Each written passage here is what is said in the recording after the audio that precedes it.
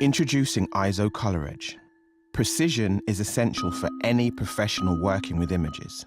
Whether you're an artist, a retoucher, or a visual effects specialist, you need to know that what you see at the start of a project is precisely what you'll get at the end. Color Edge monitors give consistent, reliable accuracy that guarantee no surprises within your color workflow. So what you see in real life is what you see on screen, and what you see on screen is what you see in real life. That's precisely why professionals all over the world trust ISO Color Edge for their image creation. ISO Color Edge. Discover living, breathing color.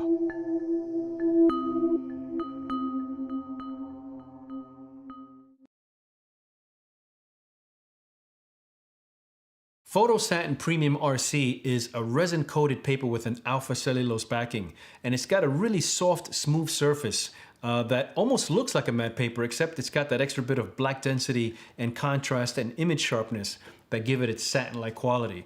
It's reminiscent of traditional darkroom RC papers, and honestly, I was really surprised when I tried this paper for the first time. It's got great black density, great contrast, great image sharpness. The colors are really vibrant, but it also has adds a nice softness to the highlights that give it its satin look and feel.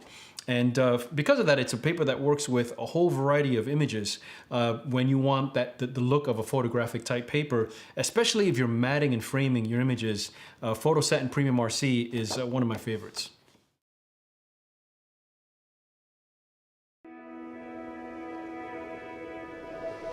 We only get one shot at this life thing. Might as well make an extraordinary one.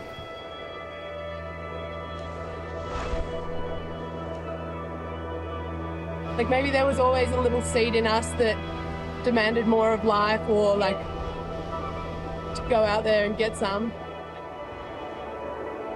I want to empower women with the skills and confidence to explore the backcountry and to pursue anything they dare to dream.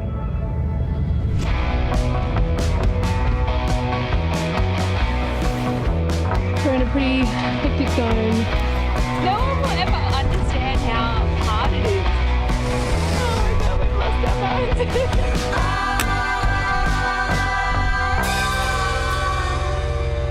minds. We'll all be talking about that trip for the rest of our lives.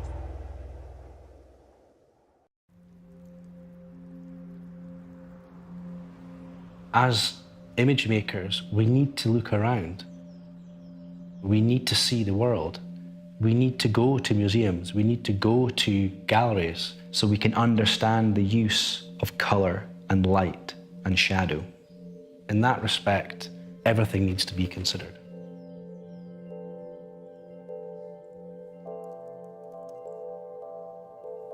If there's a rule for the images that we're trying to make, they shouldn't just appeal to architects. They should be images that, when framed, your grandmother falls in love with it and wants to hang it on her wall. So the purpose of our image making is not to recreate a photograph.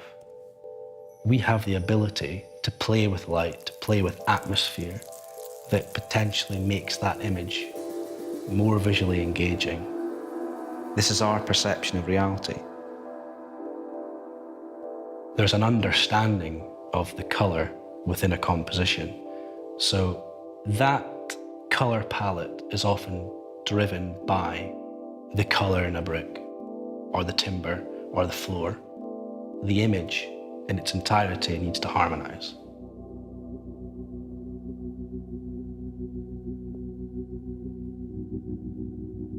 As well as photography, there are painters that we look at. The way that they have painted with color and tone and light, they're in museums. And it kind of occurred to me that we are recording the architecture of our time. We want to celebrate those images by framing them and put them on a wall. So in years to come, could you have a museum where there are digital paintings that people want to come and visit?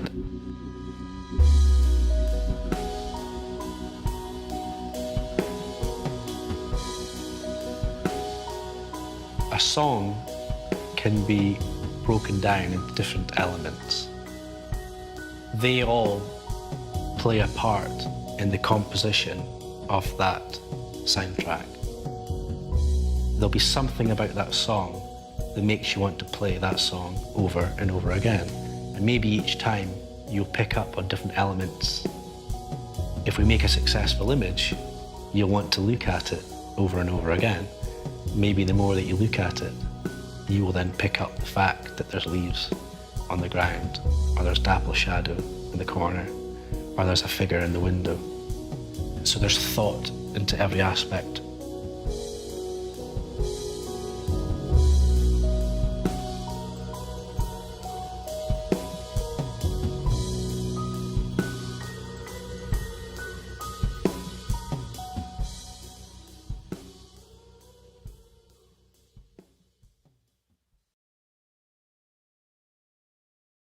Canson Baryta Photographic is a silky smooth satin paper reminiscent of traditional darkroom Baryta prints.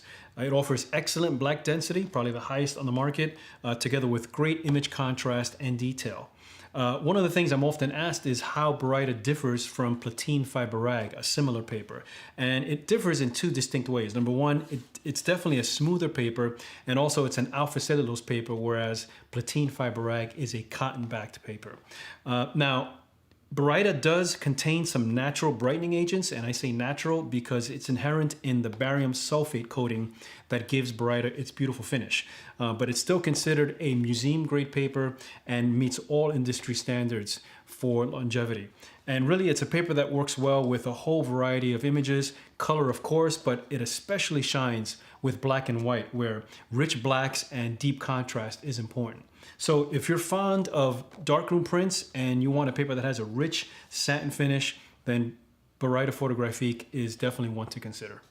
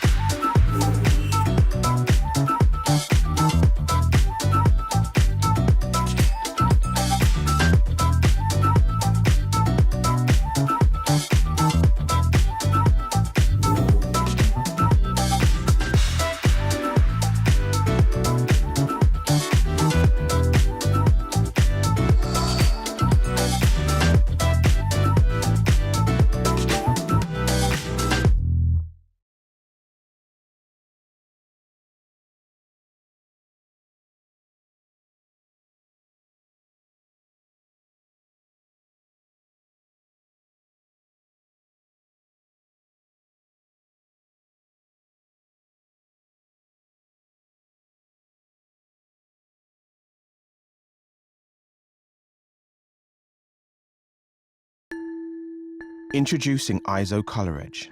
Precision is essential for any professional working with images. Whether you're an artist, a retoucher, or a visual effects specialist, you need to know that what you see at the start of a project is precisely what you'll get at the end. Coverage monitors reliable accuracy that guarantee no surprises within your color workflow. So what you see in real life is what you see on screen, and what you see on screen is what you see in real life. That's precisely why professionals all over the world trust ISO coverage for their image creation. ISO coverage. Discover living, breathing color.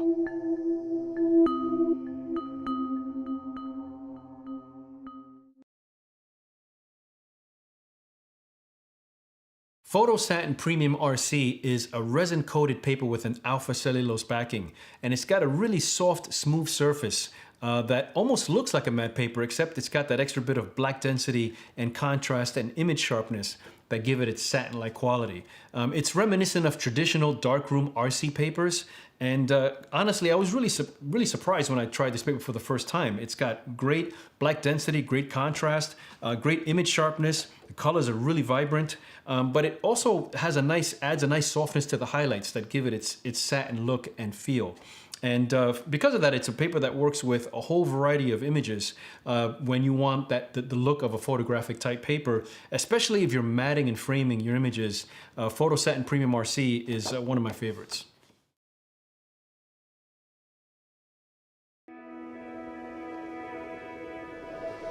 We only get one shot at this life thing. Might as well make an extraordinary one.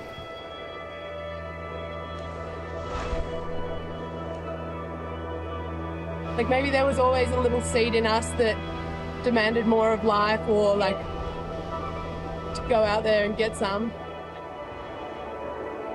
I want to empower women with the skills and confidence to explore the backcountry and to pursue anything they dare to dream.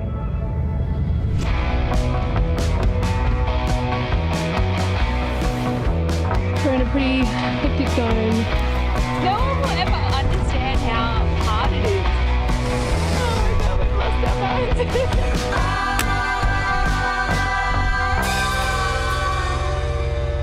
We'll all be talking about that trip for the rest of our lives.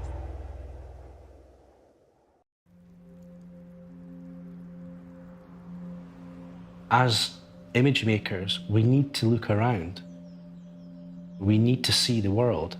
We need to go to museums. We need to go to galleries so we can understand the use of color and light and shadow. In that respect, everything needs to be considered.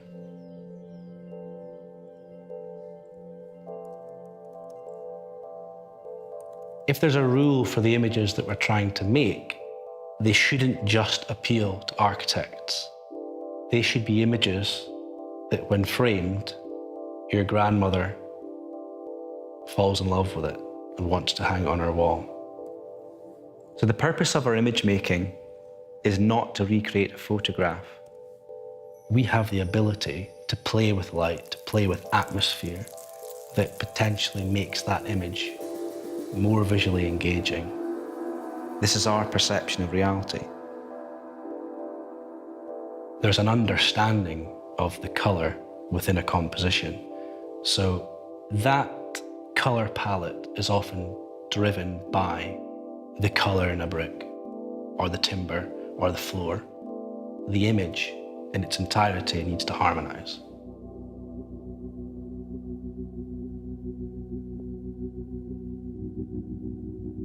As well as photography, there are painters that we look at. The way that they have painted with color and tone and light, they're in museums. And it kind of occurred to me that we are recording the architecture of our time.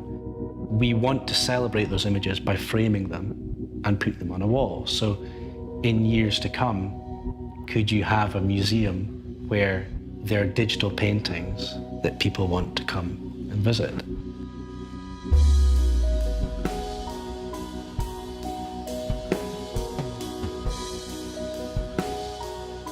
A song can be broken down into different elements. They all play a part in the composition of that soundtrack. There'll be something about that song that makes you want to play that song over and over again. And maybe each time you'll pick up on different elements. If we make a successful image, you'll want to look at it over and over again. Maybe the more that you look at it, you will then pick up the fact that there's leaves on the ground, or there's dapple shadow in the corner, or there's a figure in the window. So there's thought into every aspect.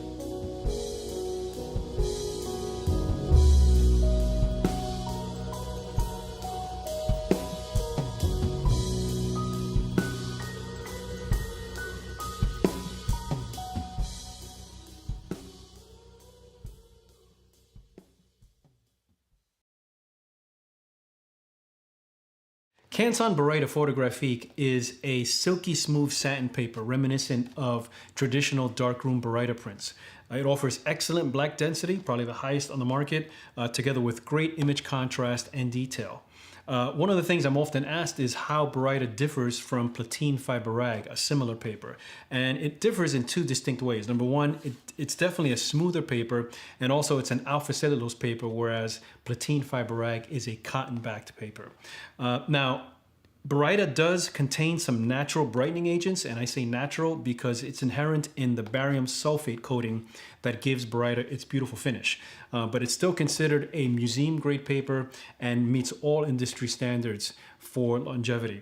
And really, it's a paper that works well with a whole variety of images, color of course, but it especially shines with black and white, where rich blacks and deep contrast is important. So if you're fond of darkroom prints and you want a paper that has a rich satin finish, then Baryta Photographic is definitely one to consider.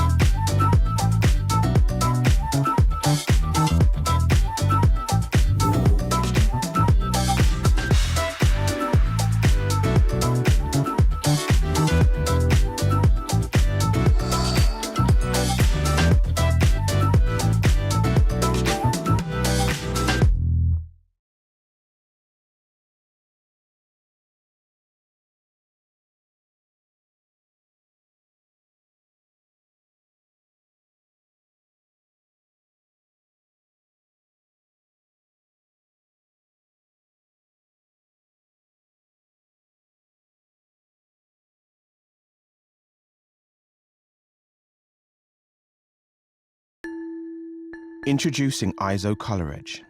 Precision is essential for any professional working with images. Whether you're an artist, a retoucher, or a visual effects specialist, you need to know that what you see at the start of a project is precisely what you'll get at the end.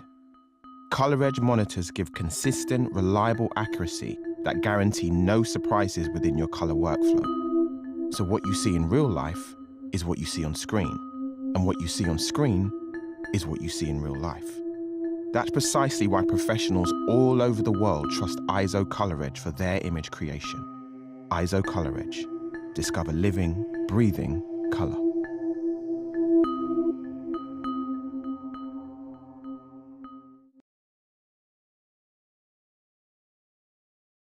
Photosatin Premium RC is a resin-coated paper with an alpha cellulose backing, and it's got a really soft, smooth surface that almost looks like a matte paper, except it's got that extra bit of black density and contrast and image sharpness that give it its satin-like quality. It's reminiscent of traditional darkroom RC papers, and honestly, I was really surprised when I tried this paper for the first time. It's got great black density, great contrast, great image sharpness. The colors are really vibrant, but it also has adds a nice softness to the highlights that give it its satin look and feel.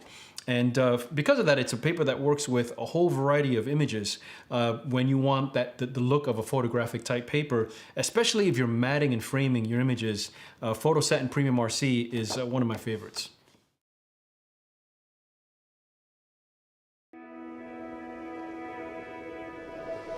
We only get one shot at this life thing. Might as well make an extraordinary one.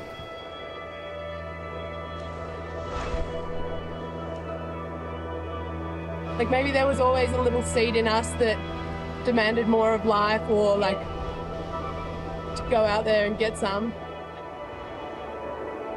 I want to empower women with the skills and confidence to explore the backcountry and to pursue anything they dare to dream.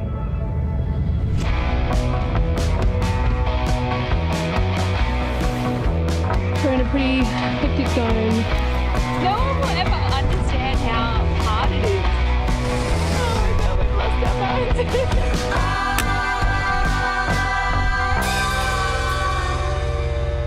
We'll all be talking about that trip for the rest of our lives.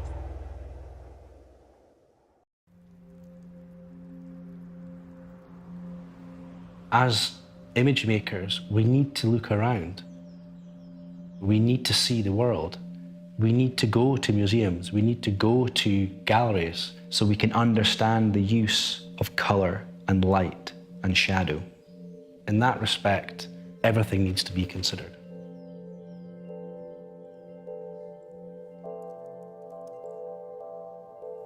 If there's a rule for the images that we're trying to make, they shouldn't just appeal to architects.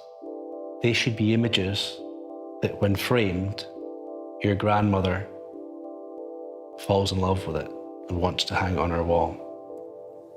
So the purpose of our image making is not to recreate a photograph. We have the ability to play with light, to play with atmosphere that potentially makes that image more visually engaging. This is our perception of reality. There's an understanding of the color within a composition. So that color palette is often driven by the color in a brick, or the timber, or the floor. The image in its entirety needs to harmonize.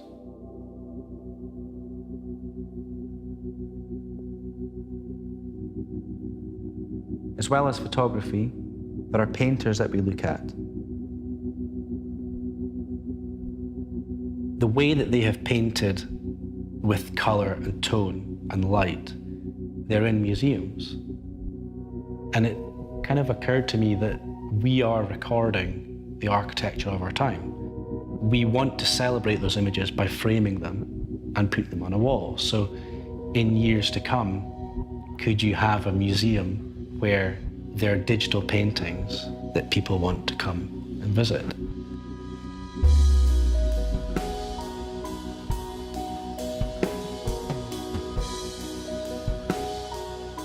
A song can be broken down into different elements. They all play a part in the composition of that soundtrack. There'll be something about that song that makes you want to play that song over and over again. And maybe each time you'll pick up on different elements. If we make a successful image, you'll want to look at it over and over again. Maybe the more that you look at it, you will then pick up the fact that there's leaves on the ground, or there's dapple shadow in the corner, or there's a figure in the window. So there's thought into every aspect.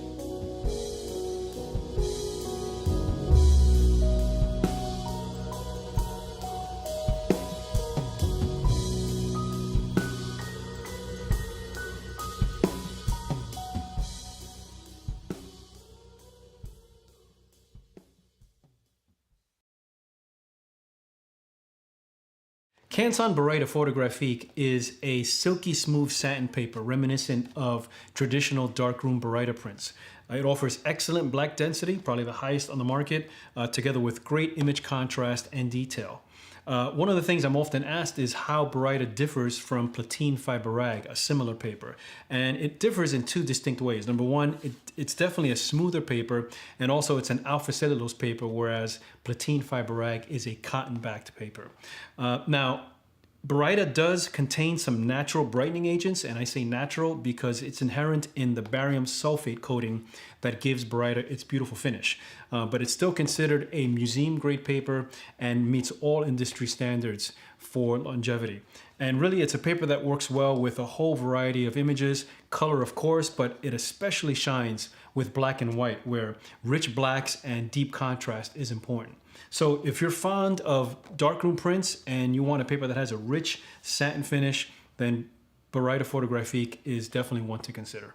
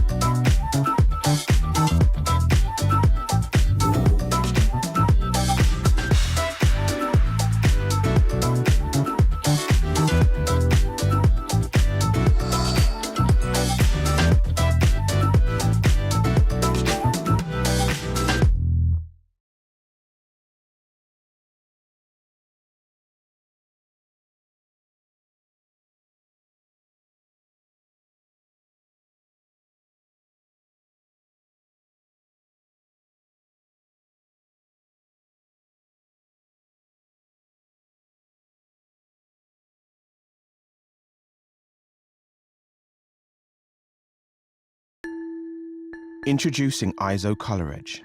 Precision is essential for any professional working with images. Whether you're an artist, a retoucher, or a visual effects specialist, you need to know that what you see at the start of a project is precisely what you'll get at the end. Color Edge monitors give consistent, reliable accuracy that guarantee no surprises within your color workflow. So what you see in real life is what you see on screen, and what you see on screen is what you see in real life. That's precisely why professionals all over the world trust ISO Color Edge for their image creation. ISO Color Edge. Discover living, breathing color.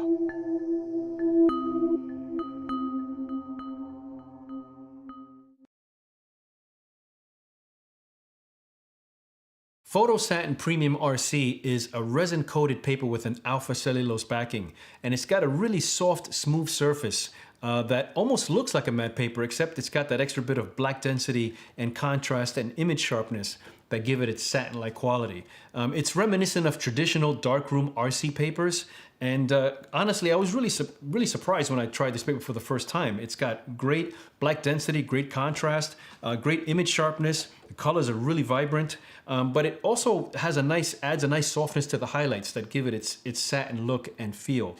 And because of that, it's a paper that works with a whole variety of images when you want the look of a photographic type paper, especially if you're matting and framing your images. Photosatin Premium RC is one of my favorites.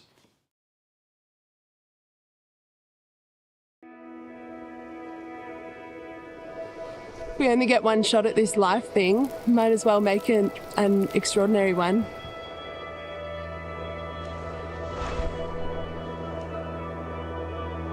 Like maybe there was always a seed in us that demanded more of life, or like to go out there and get some. I want to empower women with the skills and confidence to explore the backcountry and to pursue anything they dare to dream.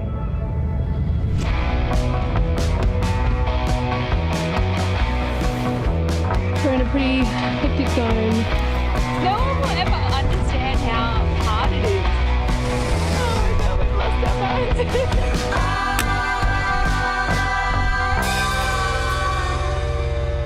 We'll all be talking about that trip for the rest of our lives.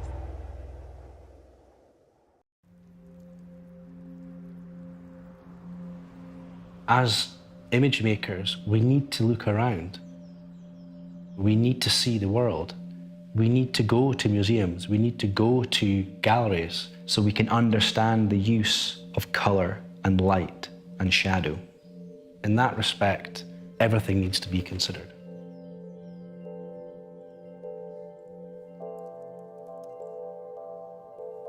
If there's a rule for the images that we're trying to make, they shouldn't just appeal to architects. They should be images that, when framed, your grandmother falls in love with it and wants to hang it on her wall. So the purpose of our image making is not to recreate a photograph. We have the ability to play with light, to play with atmosphere that potentially makes that image more visually engaging. This is our perception of reality. There's an understanding of the color within a composition. So that color palette is often driven by the color in a brick, or the timber, or the floor. The image in its entirety needs to harmonize.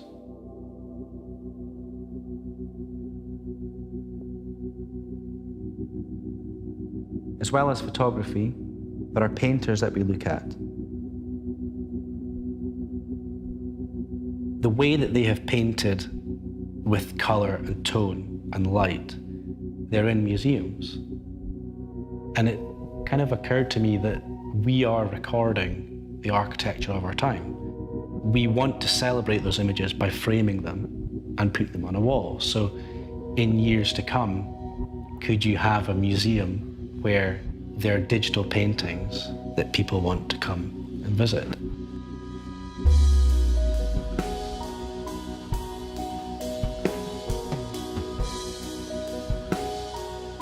A song can be broken down into different elements. They all play a part in the composition of that soundtrack. There'll be something about that song that makes you want to play that song over and over again. And maybe each time you'll pick up on different elements. If we make a successful image, you'll want to look at it over and over again. Maybe the more that you look at it, you will then pick up the fact that there's leaves on the ground, or there's dapple shadow in the corner, or there's a figure in the window. So there's thought into every aspect.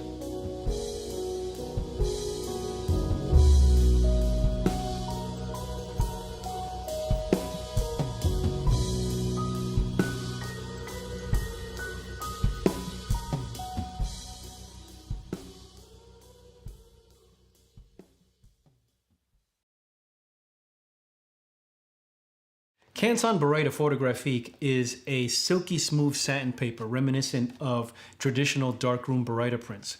It offers excellent black density, probably the highest on the market, together with great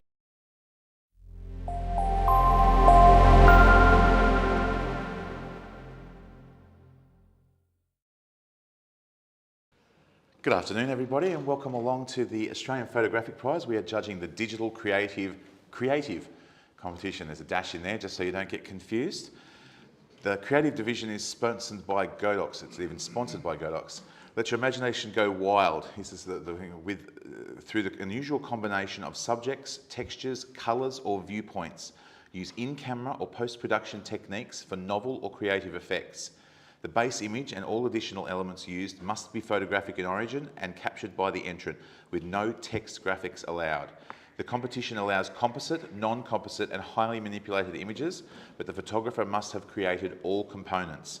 The full range of post-production and digital manipulation techniques, including composites, are permitted. All elements of an entry must be 100% photographic in origin. We'd like to give a thank you to our category sponsor, Godox. Godox is a lighting equipment expert and innovator of gear for photographers, videographers, filmmakers and more. The Australian winner of the creative category wins a trophy, the title of 2024 Australian Creative Photographer of the Year. They also go in the running to win the creative division and a Godox lighting prize worth $1,000. The international winner of the creative category wins a trophy, a title of 2024 International Creative Photographer of the Year. The Australian winner will go in the running to win the overall Australian Digital Photographer of the Year, winning a Nikon Australia voucher valued at $5,000. And we thank our sponsors very, very, very much. We have an amazing panel of judges who are grinning, waiting with a bated breath here. We have Bruce Moyle, Chris Saunders, Furi Yavari, Jackie Dean, Jeremy Burns, Julie Ewing, Mandarin Montgomery, Mark Zed, and Matt Palmer. Very, very short of ends, very short in the alphabet there, doesn't it? But that's great. We're going to do a quick run through of all the images for the judges. They're all waiting, so everyone online, everybody can see the full range of images. And if we're ready to go, we might run the run through.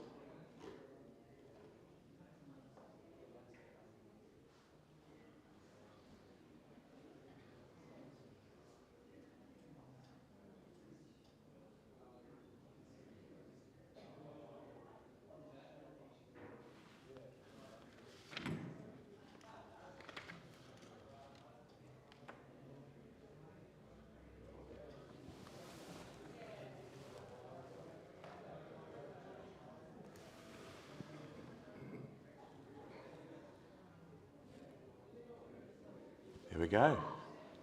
Lots of nods from our judges. Looking forward to a great section, everybody. So if everybody's ready for this to begin, judges, everybody in the front row are all logged in. I'll make sure I'm logged in just as well. That helps. And we'll have our first image, please.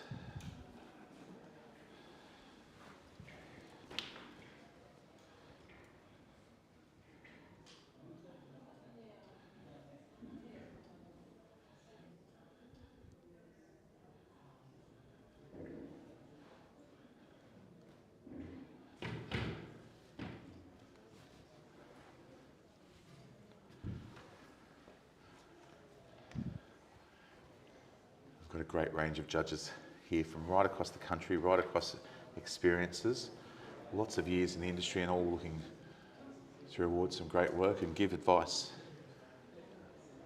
And we thank them very much for what they do.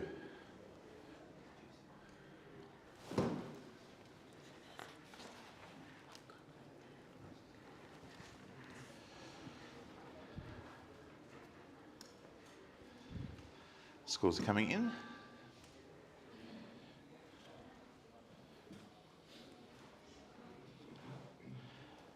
We have a score of 79, a highly commended award. Congratulations to the entrant. Mandarin, you're pretty close to the average there on 77. I might get you to make a quick comment for the entrant. This is a pretty cool image. I read it as it's a guy that is possibly a skateboarder or a rider, someone who uses ramps to do his thing, and he's sort of at the end of the ramp, maybe he can't do it, and he's watching those birds that are taking off and what he would like to do. But where I'm struggling, I was 78, is there's some sort of, it seems like there's some issues with digitally, especially in the lower left, there's some streaky lines that sort of don't follow in the same pattern as the other ones, whether they're raindrops or what have you, but I don't quite understand why they're there. They're at the wrong angles for the swirl. So there's little things like that. If you really have attention to detail, that would lift the image a little bit more, but it's a great concept. Sounds good. Thank you very much. We'll have our next image, please.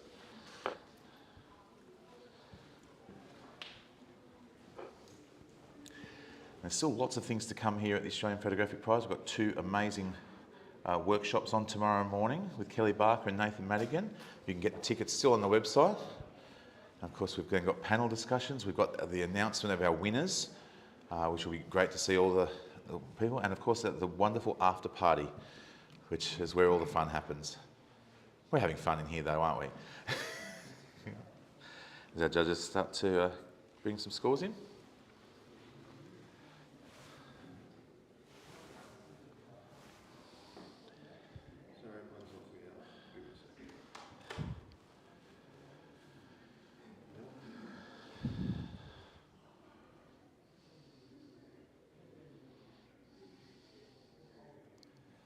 Here we are. We have a score of 78, a commended award. Everybody's happy with the challenge? Oh, yep, Furu, you were able to challenge. You're on 83 here in the silver. Oh, wow. It's, yeah, definitely. It's such a strong piece of visual communication. The lighting is very well designed and captured. It just added to this creature, which gives us such a beautiful spiritual shape, and the color in that creature. It's so beautifully done. It looks like a piece of, I don't know, it's like the creature is standing in a piece of, what they call it in English, when there is like a gramophone record or something. It's like it's piece of music as well to me. So my interpretation of that is just like, it's very poetical, put it in that place. So I'm really love to hear from you guys. Julie, you had it in the commended range. Can I get you to... Yeah, I gave it the commended range because it does have a high level of technique. It's well exposed, beautiful colour, but it didn't extend beyond that for me to give me a narrative as to why. So, Mandarin just got a hand in there very quickly, sorry. Yes, what Julie said, I understand the record concept, but I don't understand why that little being is there. And also, I kind of wish it was cropped in a little bit. The black area to the left is a little superfluous, and I feel like I want to see more of that beautiful light and texture. Very quickly, Bruce, you've got something to add?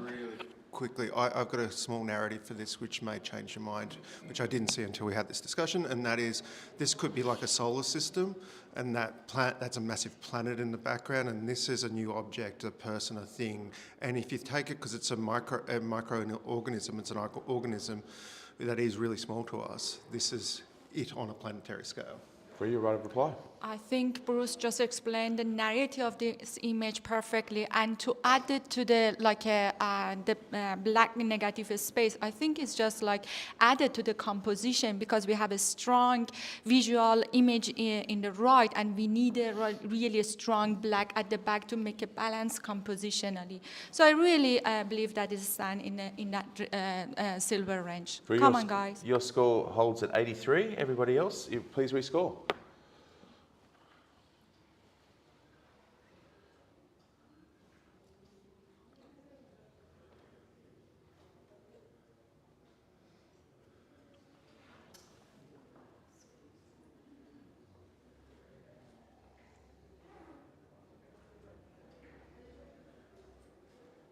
Waiting on one final score, and drum roll, please. A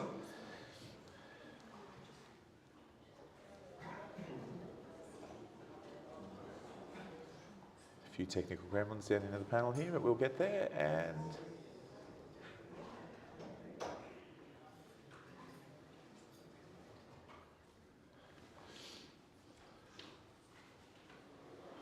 how you going?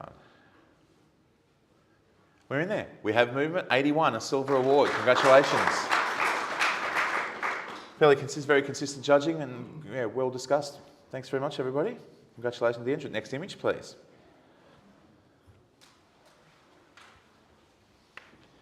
Again, give thanks to our sponsors, to Godox and to Nikon. Godox are the creative division sponsors. Nikon are giving the overall digital photographer of the year a $5,000 voucher. Godox are giving away a $1,000 lighting prize for the winner of this creative section, of which this is a part of. So thank you very much to our sponsors. You can go and have a chat to the good people out the front of the Photography Studies College if you happen to be around. They're great supporters of our industry, and we're very glad to have them. Go and have a chat. They're great people.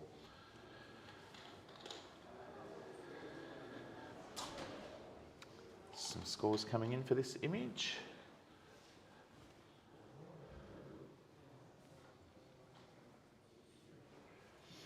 We have a score of 78, a highly commended award.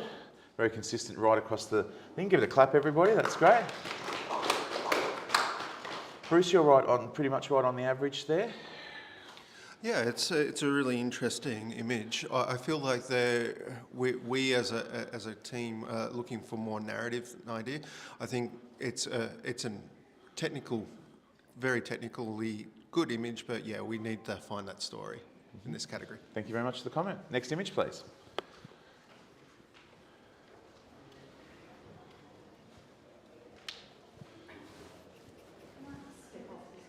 Two? Yeah, sure. Can I have Mark, and can I have, I might have Jackie, if that's all right. We've just had some judges step off this image, and we encourage our judges to step off the panel for whatever reason they may feel. I've got lots of judges in the back here.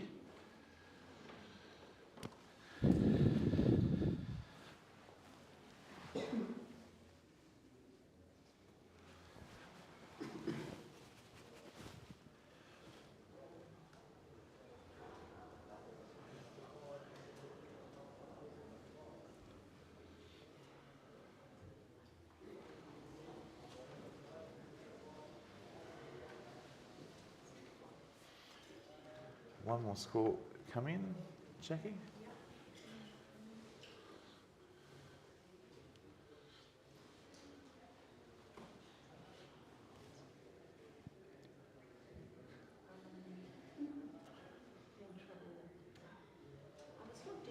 Okay. That's right. Had a few things. Just waiting on one more score to come through. Judges are looking at this image.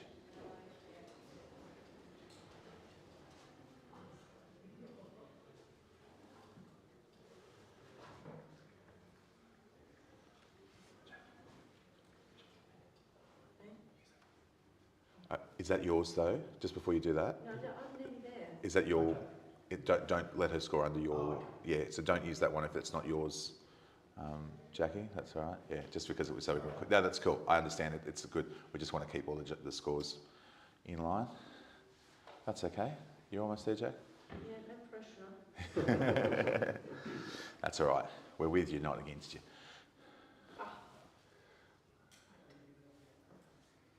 How you going? What's it doing? It keeps jumping in and out.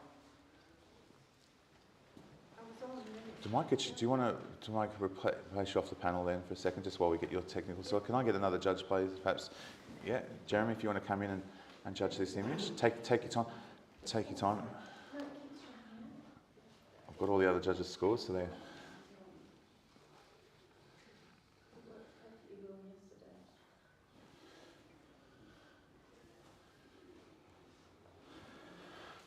We have an 82, a silver award. Yeah.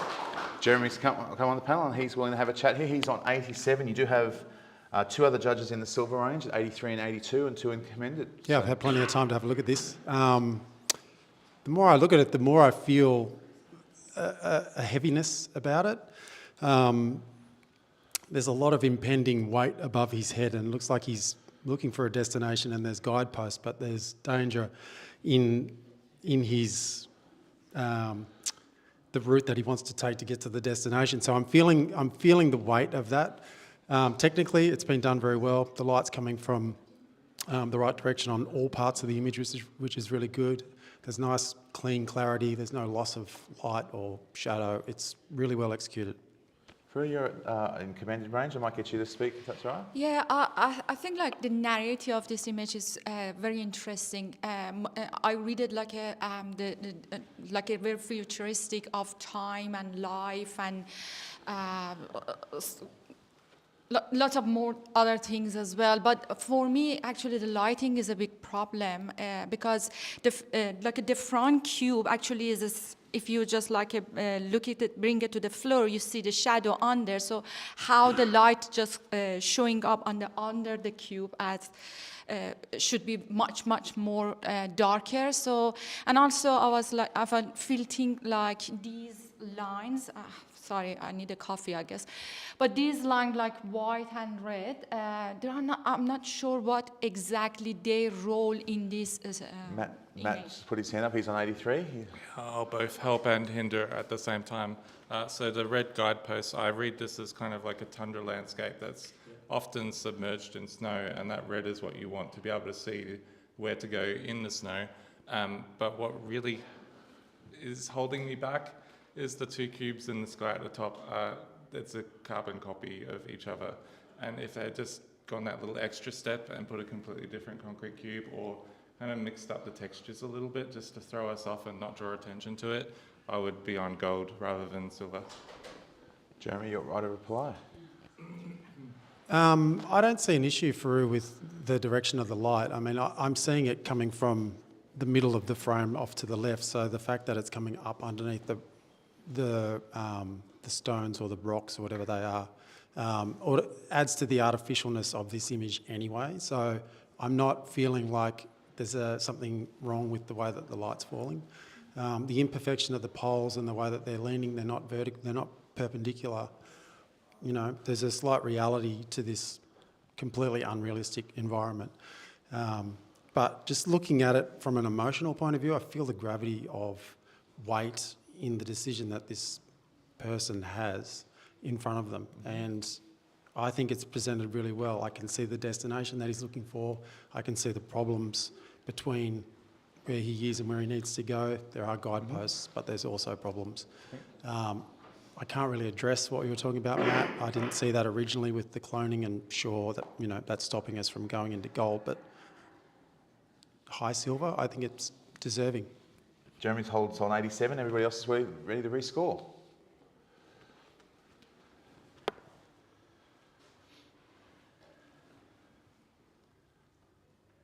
do have a little movement. It's 83, a silver award still. Guys, I'll get you to stay where you are if that's okay. I might bring you. We're going to rotate you in and off if that's okay. So I might get you. We might keep our panel while. No, you're fine. You can stay here. We'll get you guys on in a second. We'll have the next image, please.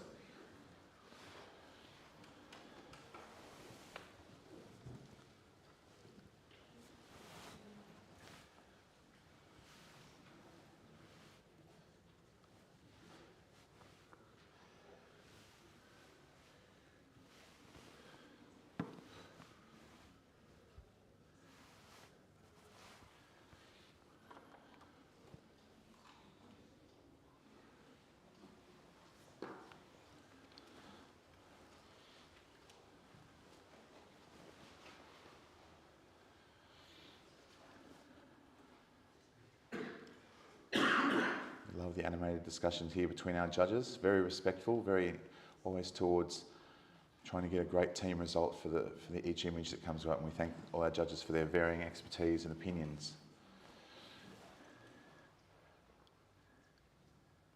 Scores coming. We have a 78, a commended award. Congratulations. Mark, you're right on the average there. Do you want... Yeah, just a little bit more tonal control, particularly at the top of the neck and the beak, would just help separate it out from the frame a bit. Thanks very much. Great comment there. Well received from all of our judges. I will make, if we can have a blank screen quick, I will make a quick judge change if that's all right. Bruce, I might get you to come on, and Mandarin, I might get you to come back on.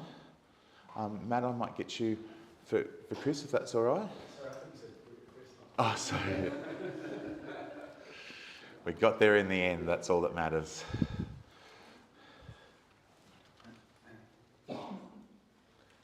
And we'll have our next image, please. Yeah.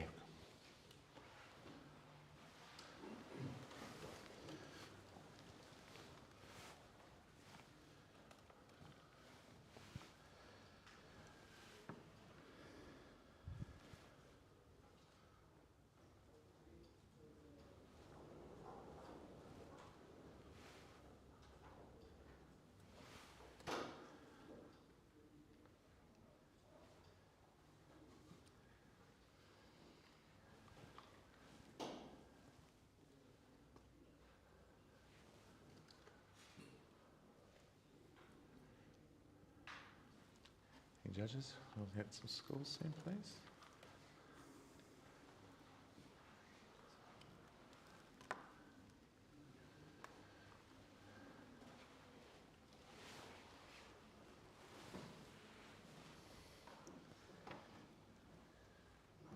We have a score of 81, a silver award. Congratulations.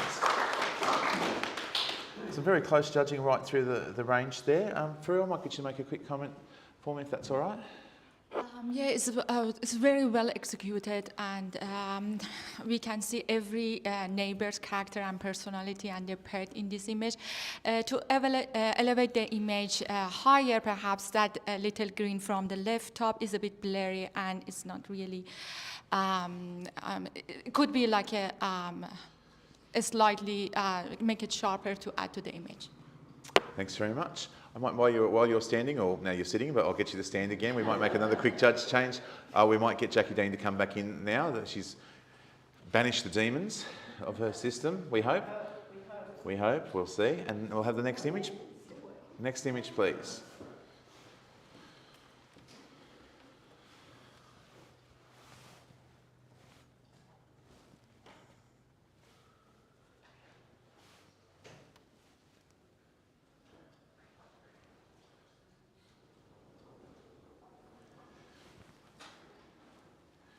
Got a great rotation of judges coming through the room here. We'd like to keep them nice and fresh and on their toes, and they're always willing to come up and give us their opinion on all the work.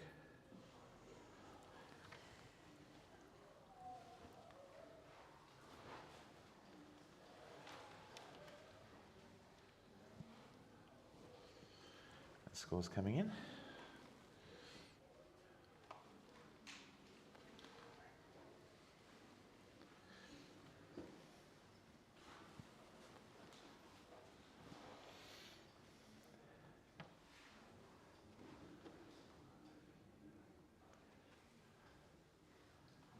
I want to go, just you, Jackie, I think. Yeah, can you? you going? Yeah, so Max judges scored. Just logged you out again. Well, quickly give them, let's, so, has you got it saved in there?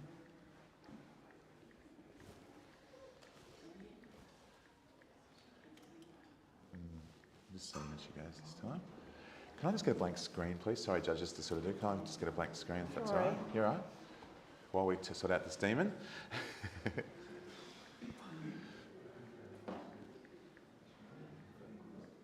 Just before you, is there a way you can save that? Yeah, just hit that go, yeah. Right. Yeah, logging in. So.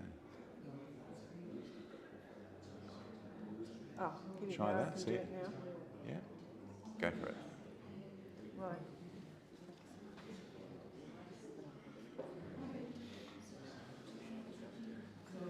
How's it going?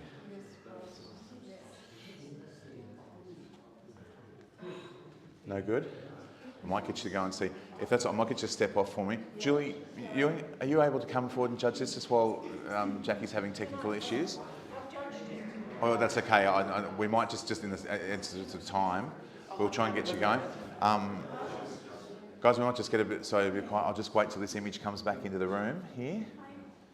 Sorry, you're right. All good. And there we go.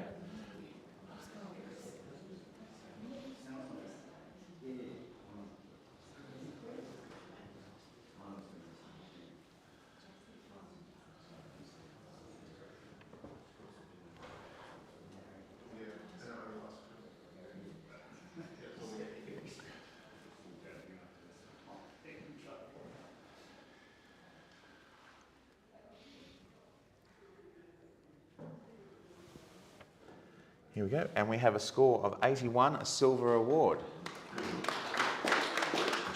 I have a hand in the air for Mandarin. She's on 86. Actually, you do have either one of you, but your hand was first. No, your hand was first, Mandarin, so you can go. You also have Julie on 86. Okay. You have another one at 81 and two in the commended range at 77. Okay, so I'm really glad we get to talk about this image. I'm going to start off with something that's going to sound a little corny. However, there's one, I was on 86 and there's one thing that stopped me going up to 90. I know we shouldn't address these things, but the background is this beautiful painterly, almost impressionistic. The foreground is very realistic, and it's almost like, it's a little bit disjointed, kind of like a soldier trying to perform an arabesque. So I would like to put that out there. However, what I will say is I really wanted to score this in the gold range because the narrative of this is absolute perfection. Now, I'm not sure if you guys know or can read the narrative. It's like walking on eggshells. It's like the story of relationships and love and the court jester here. You know, we can make jokes in our relationship and sometimes it can be taken the wrong way. So that is how I read it, and for that, it is absolutely brilliant. So I'd love to hear from other judges. Mark, I might get you to talk. You're in the commended range. Yeah, I really appreciate that narrative because I was kind of struggling a little bit. So I'm glad that you pointed it out. But for me, there's a significant number of technical issues that have held me back. It's got such initial punch and impact. But when we're getting close around the chest pieces, around the hands and the ball behind the sleeve, there's just some amalgamation issues that haven't really come together in totality, as well as kind of the warmer colour palette on the face hasn't translated into any warmth on that chessboard. So I feel that there's kind of a few little incongruities in the treatment of the image in various areas. Anybody else willing for a talk? Yeah, absolutely. Jeremy, you're sort of right on the average there at 81. Yeah, thanks, Mandarin, for your description of what the eggs were. I was reading the eggs as like the golden egg, and she was searching for that, so that kind of adds another level to what you were talking about as well. So thanks for clarifying your interpretation of it, because I think that was the part that I was really struggling with, was interpreting what the story is about. But yeah, juggling the eggs is another way of looking at it, which really helps. Very quickly, at this end here for Chris. Yeah, thanks, man. I was on 77 as well, so the other end. So I didn't see these as eggs. I saw them as spheres, but I think where they've used a wide-angle lens, it's basically created that distortion and elongation and made them look egg-like in the foreground. And then they're almost like the motion, the circular bit in the top is to do with the motion of them falling. If you look at it, it's almost like a blurred effect as I see it going on there. So. Yeah, that was my interpretation on it. Thank you. Mandarin, your right of reply, please. These are absolutely awesome comments from all the judges. I will respectfully say that I strongly believe that they are eggshells, because if you go and have a really close look on the table, they are broken and they do have the shape of an egg. It's an empty shell. So, look, my narrative could be completely out, but I feel that it is stunning. And I didn't put it in the gold, but I strongly believe it is a high silver. So I'd love you guys to come up a little. Your score holds at 86. We're currently at 81. Judges, please rescore. It's fixed. And we have an 84. A very good silver award and great discussion from our judges. Mark, very quickly, we might see how we go with Jackie's machine. I'll get you to step off for me again. We'll see. Excellent. We'll see how we go. Next image, please.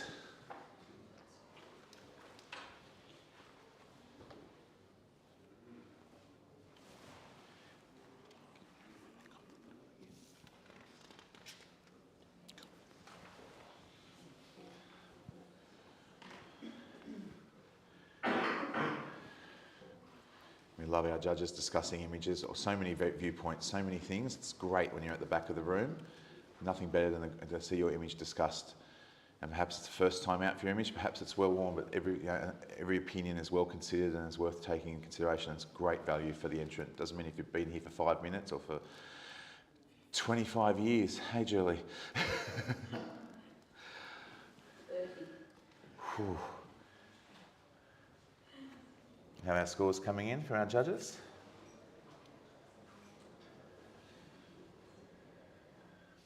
And we have a score of 81, a silver award. Very, very consistent right across the way. Jeremy, I might get you to have a quick chat for that comment for the entrant. Yeah, this is beautifully created, beautifully presented, exquisitely lit, and the clarity on the butterfly is beautiful. I'm looking for a little bit more of a story in there. That would have taken me higher. Very good. Great words to the comment there. Thank you very much. Let's have the next image, please.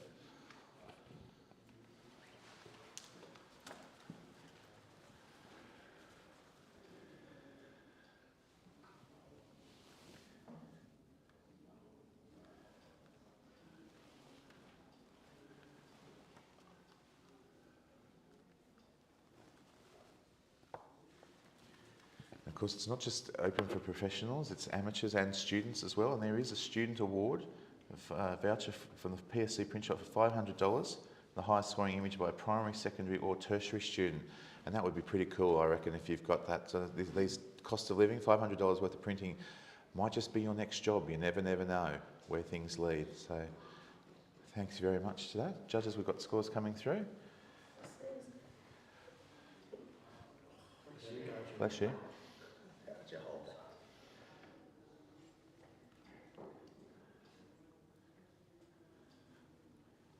We're waiting on 2 scores.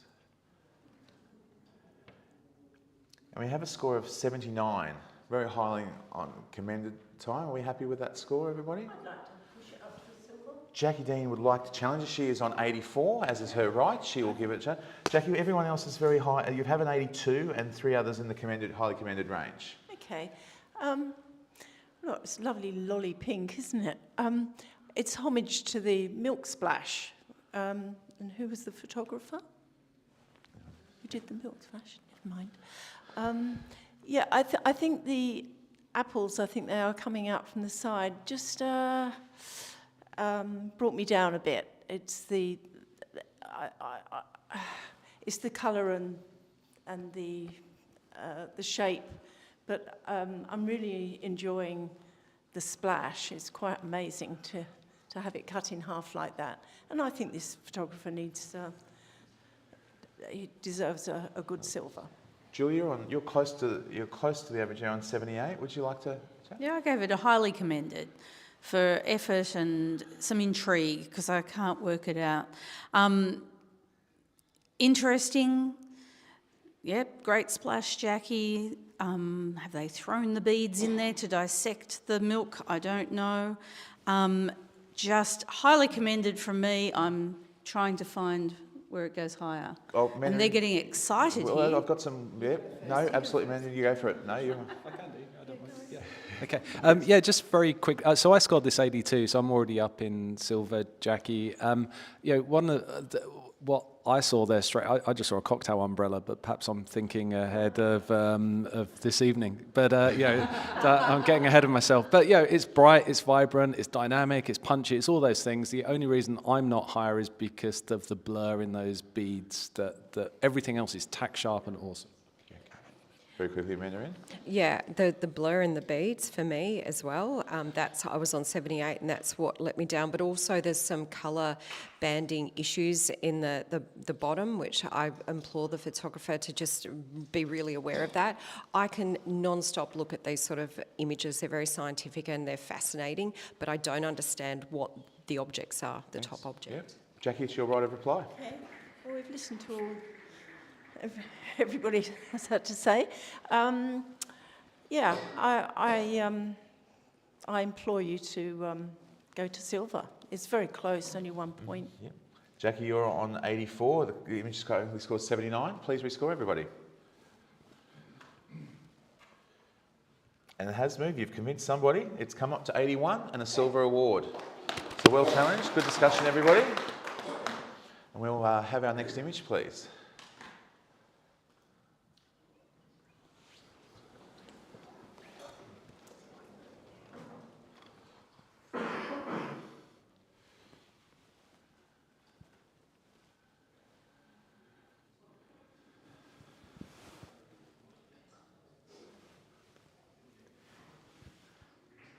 Also want to remember that the Steve Sloan Urban Architecture Award is still ongoing. There are 10 amazing prints out, I think the top 10 images in that. Yeah, and the winner will be decided by public vote. All the funds will go towards the Cancer Council in honour of a very good friend of the industry and here. And I think it's a great honour to his legacy.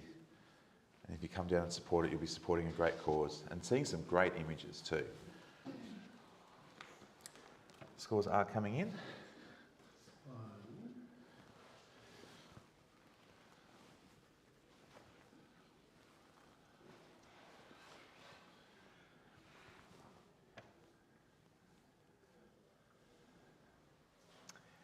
We have a score of 82 and a silver award, but I do have some hands in the air, and I'll take Chris's challenge here. He's on 87.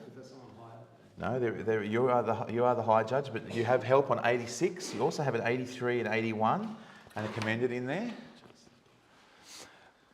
Okay, so unlike the last image, my mouth went dry looking at this one. It's just desiccated, and it just all the moisture just is sapped out of this image. But it's so, the texture through that is brilliant. The use of backlighting to show off all the structure through the dried out petals. I'd love to see this in print, but it has that print quality even on screen. There's a great flow. If you come in from the bottom left, you're pointed over to the bottom image flower and then back over the top and back round again, pulling you around the image. That's some of the things why so I scored this 87. I think it deserves a higher silver, and would like to hear from others. Mandarin, you're on the commended range. You want to have a chat? Yeah, I agree with everything that was just said. I think it is a beautiful image. I did score it commended because it's almost like an X-ray of these beautiful floral pieces. I just wish there was a little bit more detail, shadow detail, in some of the stems, like the one on the lower right, whereas the one on the lower left has that detail. So it doesn't follow through throughout the image. And also I wonder if all of those pieces were needed. Maybe it should be a square crop with less flowers there. Julie, you're also up around there. You're on 86. And sorry, what's it sitting on? It's sitting on 82 at the moment. No, I think it's deserved of some more points here. It really is an exquisite art piece. And I think what got me over to the higher side of silver was just the hint of purple in the top flower that kind of gives us a hint of what glory this used to have. And you start to think, you know, what sort of flower and what colour it was as they're dying off. But it was just that those tips of purple that tipped me over into a higher silver. You're right to reply, Chris. Yeah, so I think Julie summed it up pretty well. I don't have too much to add, Mandarin. I do see what you're talking about there. I think, yeah, to a certain extent that's due to the technical process of backlighting on the image, just causes those harsher shadows. But yeah, if we can just find it a couple more points, I think it's deserving of just a few more. Chris, your score holds on 87. Everybody else, please rescore.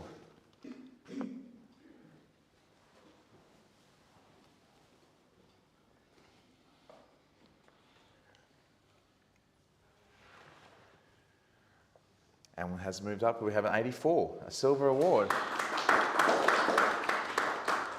Can I get a blank screen, please, just very quickly? Just seeing who we need. I may make some judge changes.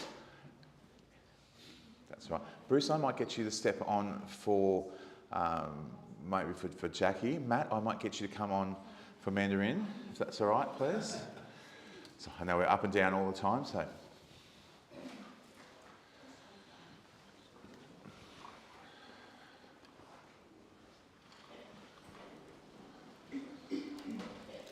And we'll have our next image, please.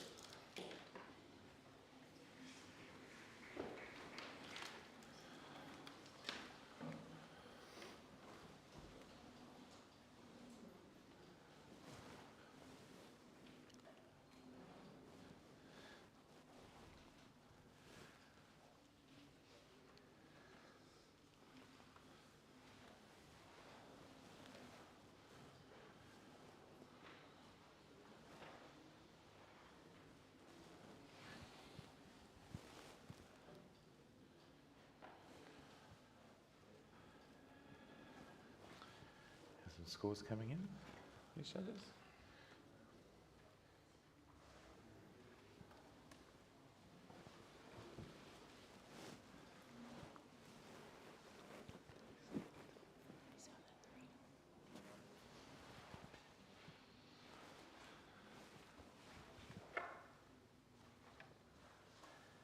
One to come. Waiting on Julie. And we have a score of 83, a silver award. Very consistent judging right across the board there. Matt, I might get you to just make a quick comment on this for me, please. It's an interesting study of man-made lines, both thick ones and the thin ones of the power lines that are in there as well. I think what would have lifted it a little higher is maybe to just find something on one of those roads that just brings you in deeper, but overall the treatment works really well as well. Very quickly, Julie. Yeah, I just wanted to add, it creates a noughts and crosses board, and the way that they're fitted together just makes it really interesting because none are repeated. Thanks for your comment. Very good. We'll have, actually, before we do that, we might have a blank screen very quickly. Chris, I might get you to sort it through if that's all right. Very quickly, are you okay to come on? Yeah, I think 3 of us are good. Okay, that's okay. We'll do a couple of images then. That's all right. We haven't been on panel for a while, so we'll have the next image, please.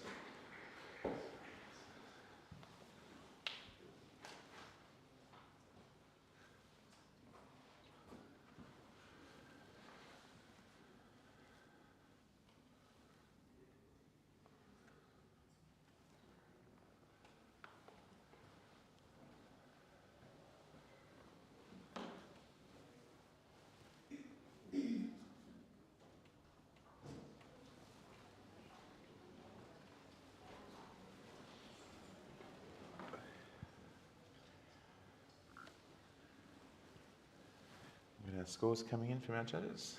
Almost there. We have a score of 82 and a silver award.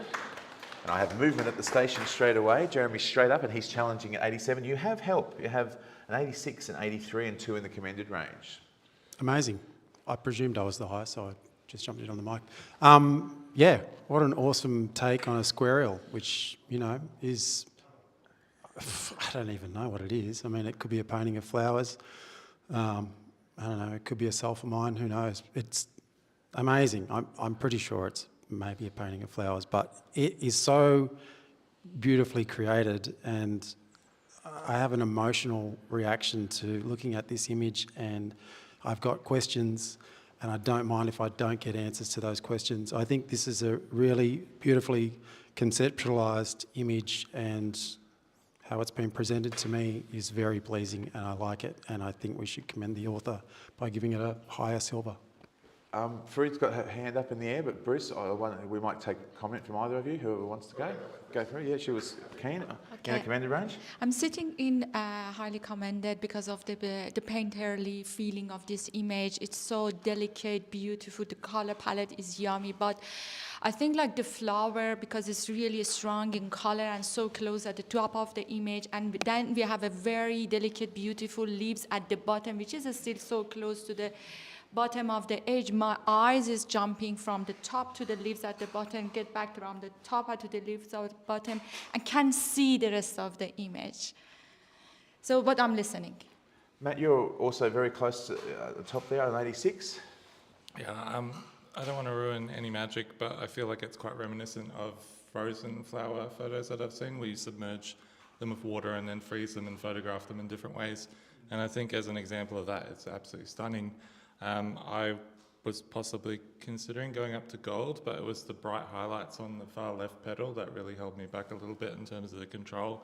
But yeah, I'm right up there in the high 80s as well. In terms of like the flow of the image, I kind of see it as being quite circular. So you follow that brighter flower down to the leaf, and then you're kind of guided by that highlight back into the base of the next flower. So it just continues swirling around, and the texture is gorgeous. Yep. Jeremy, you'll write a reply. Oh, do you want to add? Yeah, Fru, I think the thing that you pointed out is actually one of the things that works really well with this image, is that you're not locked into any one central point of it. You just want to keep exploring it. The little bleed of the pink from the top and the bleed of the white down the bottom, it's like a lead in and a lead out as well. But I just keep like chasing different elements of this thing, and all of it is pleasing. Even the highlight mat that you talked about, and now hearing your description about it possibly being frozen flowers, just takes it into another realm for me, because it could have been a painting that, you know, didn't quite set or dry, and it just stood up and it dripped. The fact that I don't know what it is still makes it even more ethereal and beautiful. Jeremy, your score holds at 87. Everybody else is free to rescore.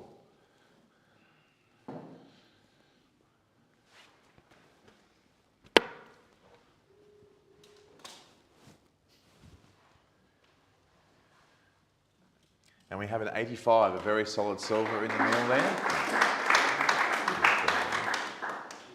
We'll have a blank screen, please. We've got some judges being whisked away, so I might get Mandarin, Jackie, if you can come back onto the panel for me, please.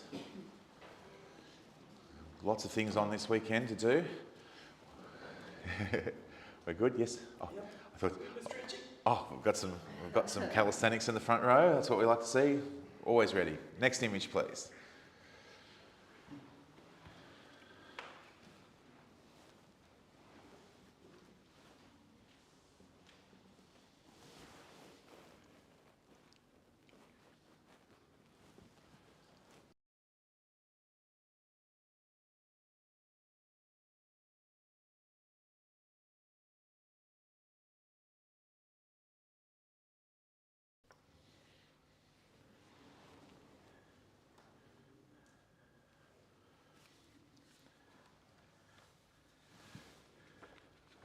Have some scores coming in here from our judges.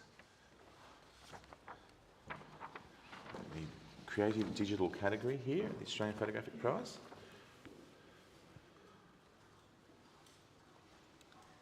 We have a score of 83, a silver award.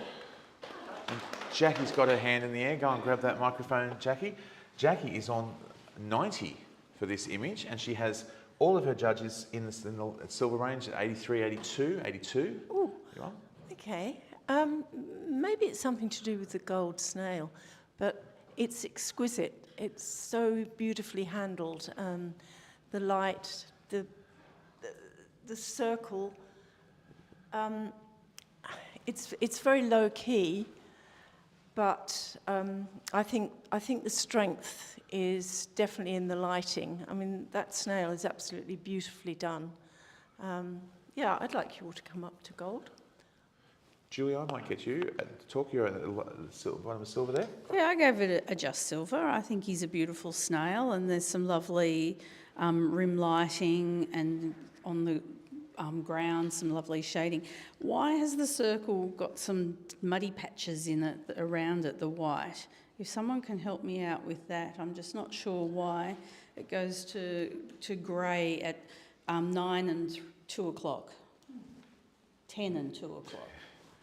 Matt, you're also down in that arena. We'll get you to talk. When you say down, I'm up in silver. I kind of saw it as an example of putting, with respect, the lowliest of life, or how that might be considered, on a pedestal, and we actually have a physical pedestal in which a little snail is sitting on. And for a snail, it's quite expressive. It's quite happy. It's got its eyes looking out, exploring the world that it's in. But for me, if I were looking at gold or the next scoring range, it's about taking that concept even further and developing that, maybe having some detail in the blacks and really setting a show for this little snail rather than just having the beauty of a technically beautiful photo of it. Jackie, you'll write a reply, please. Yeah. I think that might be a fluoro ring that may possibly do that. But, well, for me, it's a very elegant, beautifully handled picture. Oh.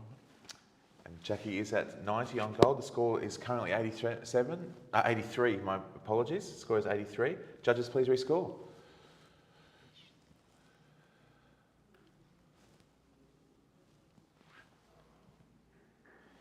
I have given it a point. It is at 84, a silver award.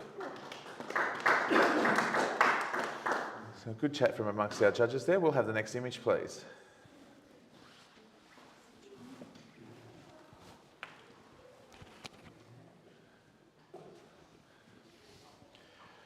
We were just talking about the Steve Scalone Award, which is outside here on the walls at the Photographic Studies College with some, and the judge, we've just been told that the voting for the award closes at 4:30. So if you haven't done your vote yet, if you're here, I've got a few judges looking at me going, oh, we need to run out there.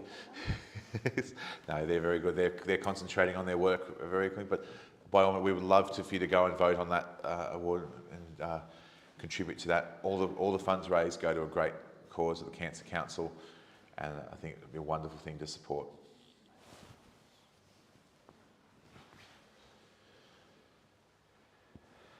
Have some scores, please, judges.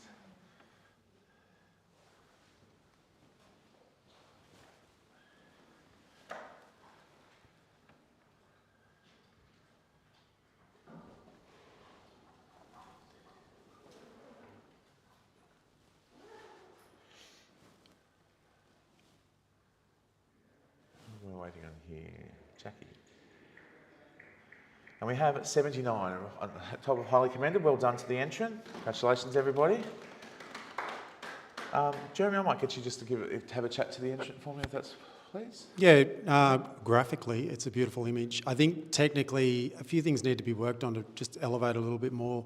The yellow petals, there doesn't seem to be a lot of clarity or reality about those. They're almost translucent and I can't really see the detail of them, so they don't make sense in the design. I think, this is the start of something that could be amazing.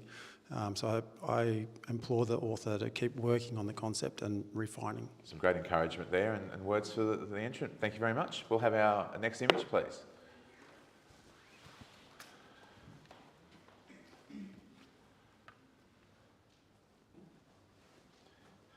So this category and the digital creative and the creative division is sponsored by Godox. We're offering a $1,000 lighting prize to the winner of the entire creative photographer section, of which this is a part of. And of course, the major prize for the digital section, the Australian Digital Photographer of the Year, wins a Nikon voucher for $5,000. You don't have much time, but you get down, the good people from Nikon are still here. You can go down and have a chat.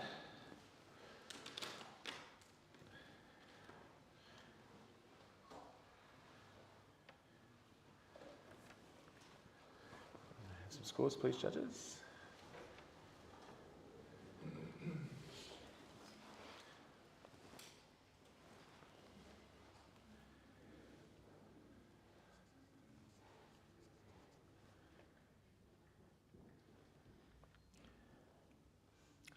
We have a score of 79 in the commended range, and I have a hand straight in the air, so we like to see good decisive moves. Matt Palmer is on 88, and he is challenging this image.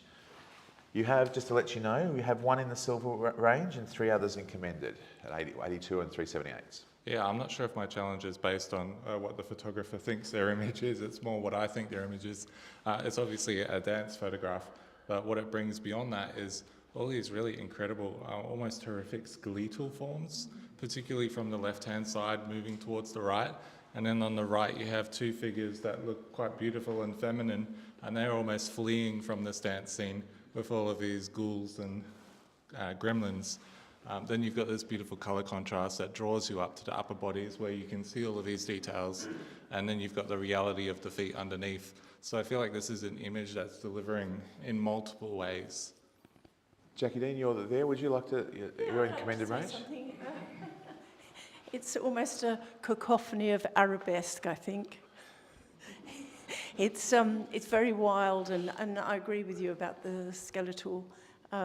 Yeah, it's rather ghoulish, I think. Very well done, but I was in the commended area. Julia, you're in the silver range as well. Would you like Yeah, to? and I think we can bring it up. I kind of was a little uncertain on how to score this, and the more I've looked at it, the more I feel I can go up. This would be an excellent advertisement for a modern dance company. And it really does have that beautiful movement through it and everything that Matt described. The colours are beautiful, but even then into the sky above, you know, you get that lovely texture or the colour through, so it's not onto black. It's a really beautiful colour palette, and yeah, I gave it 82, but I'm willing to go up a bit more. Mandarin, just a very quick comment, yeah? It does remind me of a rave party, actually, and when I looked at it a little bit longer, the figure on the floor at the front is like imploring the figure or figures at the back to just get into it and keep dancing until there's skeletons, almost like until the end. That's how I read it, as a really, you know. You're right to reply, Matt. Yeah, Mandarin has a much funner life than I do. Well, I think we've pretty much all said positive things. Sorry, I usually keep an eye out for like what I need to address, and no one actually said anything. So I'm just asking for a silver, and we're 1 point away. So if we could do that, that would be great. Matt is on 88. Everybody else is free to rescore.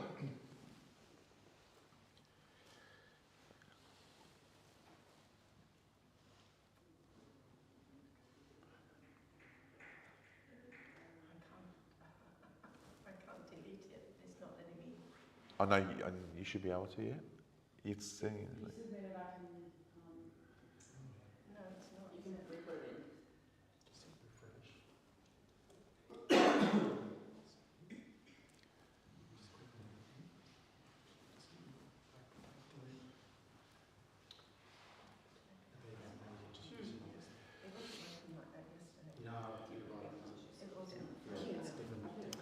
Here we go. We've got the scores coming in, folks. And we have an 85, a silver award. Great challenge, great discussion. Jackie, I'm going to very quickly get you to switch with Chris, if that's all right. I promise I'm not punishing you. You've done wonderfully, as have all our judges, and great to see the different stories and different viewpoints, and we all see something different in the image, and that's what the strength of makes our team judging system. Can we have the next image, please?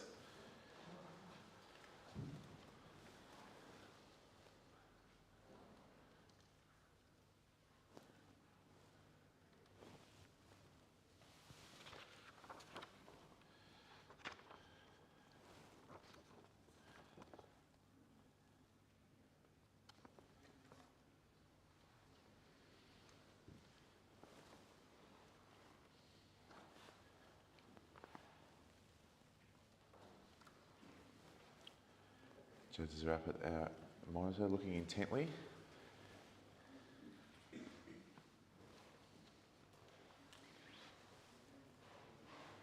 Have some scores coming in.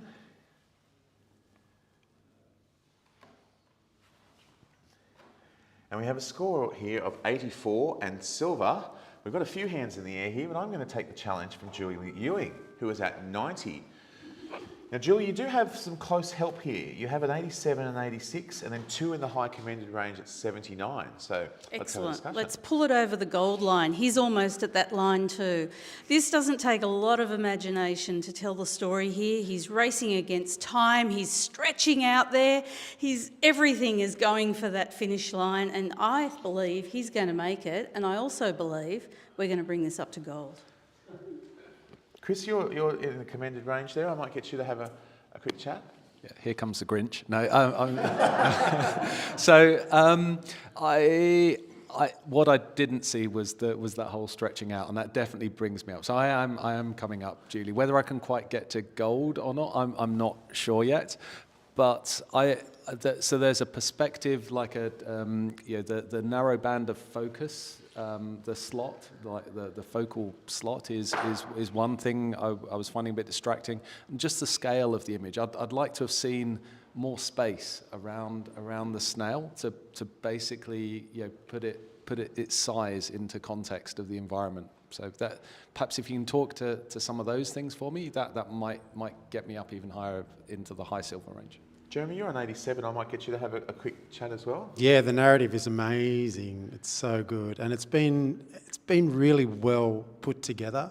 The only thing that kind of held me back a little bit was the detail on the snail, like you can see where the depth of field line is, and on the snail's skin, it just wasn't. I was like, oh, please be, but it wasn't quite there. I'm nitpicking, really. It's a really amazing concept and really well presented, and I love the play with the depth of field.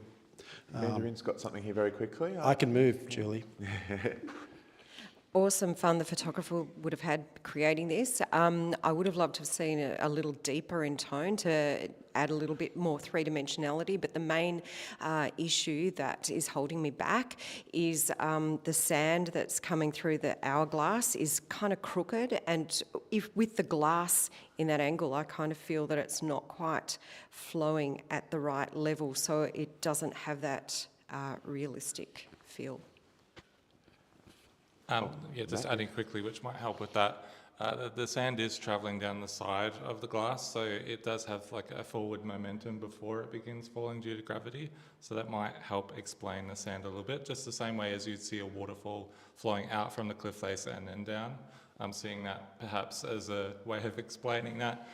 For me, I gave it an 86, and I'm feeling pretty comfortable on that. I just felt the metaphor or the idea of running against time has been illustrated beautifully, but for the gold level, I'm kind of still looking for a little bit more.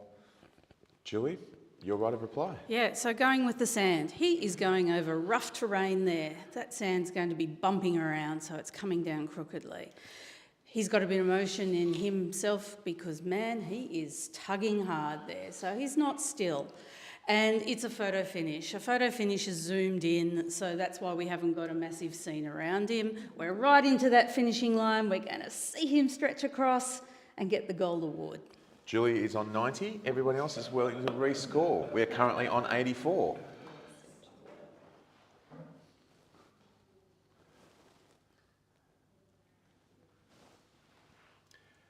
And we have a score of 87, a very high silver award. Great discussion from all of our judges there. And certainly got an emotional response and narrative response from all of our judges. They're all smiling, laughing, and well done to the entrant. Can we have the next image, please?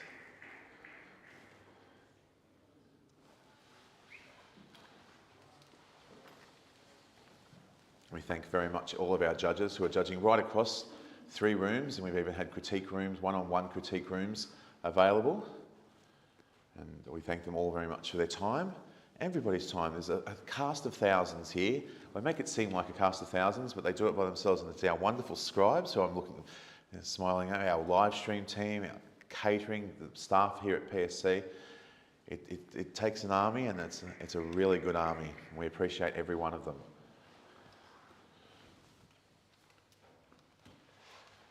Got some scores coming through from our judges.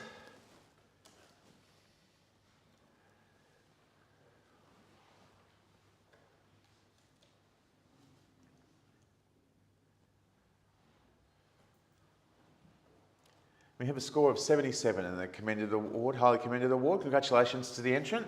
It's a very consistent judging right across the way. Julie, you're right in the middle of the range there. No, well, we can. No, look, Jeremy's up. He can talk about it. Yeah. Again, I think narrative with these images would really help. The other thing that would really help is maybe some focus stacking on the beetle. There's just on the face of it, it's just not in focus, unfortunately, and that's where I want the focus to be. So if you can't get it on the face and you want it on the body, focus stack, get it all in. There's lots of nodding coming from across our judging panel here, some great insight. Very quickly, I might make a judge change here, and Jackie, I might get you to come in for Julie, if that's all right. And while they're going here, we'll have our next image, please.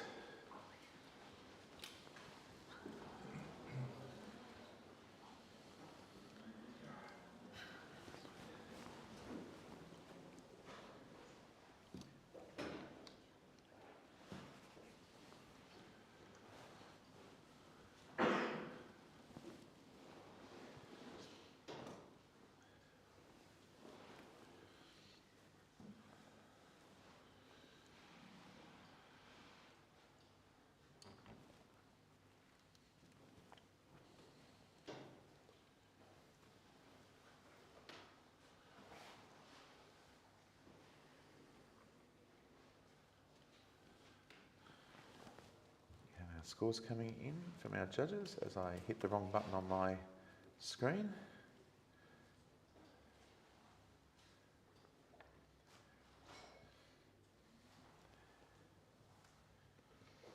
We have a score here of 83 and a silver award. But I do have a score of 88 here. Matt Palmer's going to challenge it. You do have help. We have an 87, an 82, an 81 and a 77 here. So let's have a chat.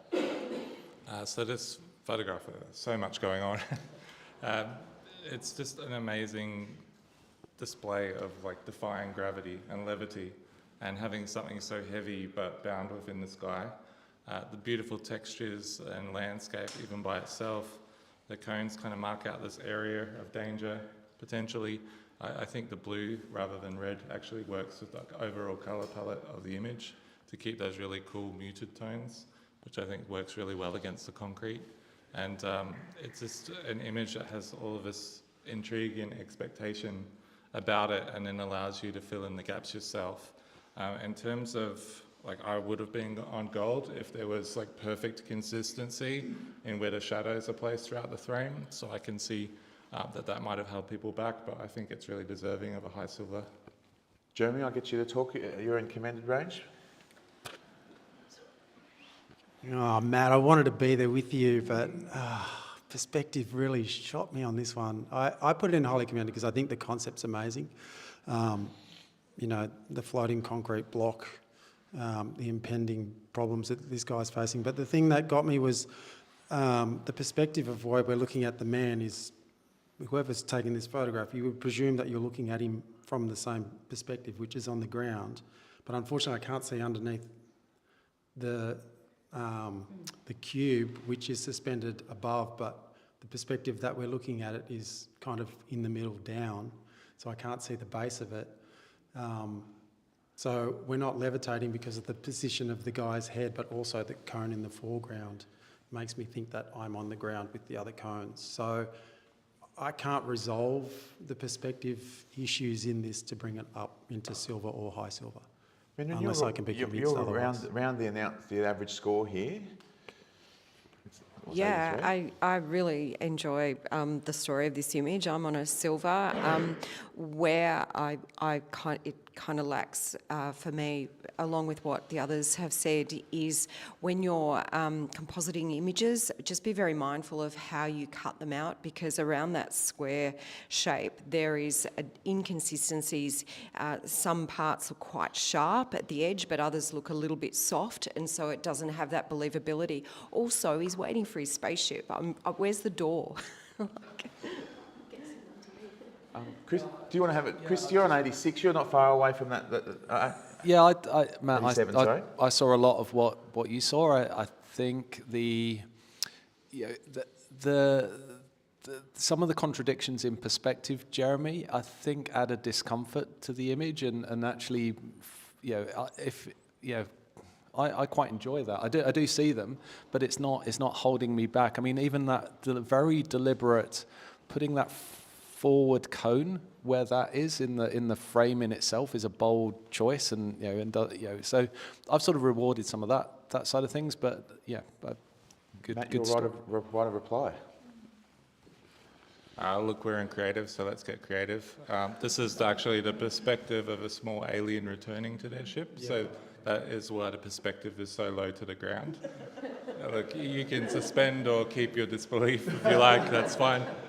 In terms of the cube itself, I appreciate that there are some areas that aren't quite as sharp, and totally understand where you're coming from that. I could also add that potentially in this kind of environment where you have such a strong light source coming from the ground, where the strong sun is hitting the ground and then reflecting back up, that could affect the edges of an object in this situation. Again, up to you whether you believe or disbelieve. That's what this image is all about. And I think that was the main complaints, wasn't it? And I kind of see the cube as also potentially rotating as well, and that could be why you're not seeing the base. Yeah, so I'm on 88. We're talking about high silver, so... Yep, Matt is on 88 and holds his score. If we get everybody else to rescore, please.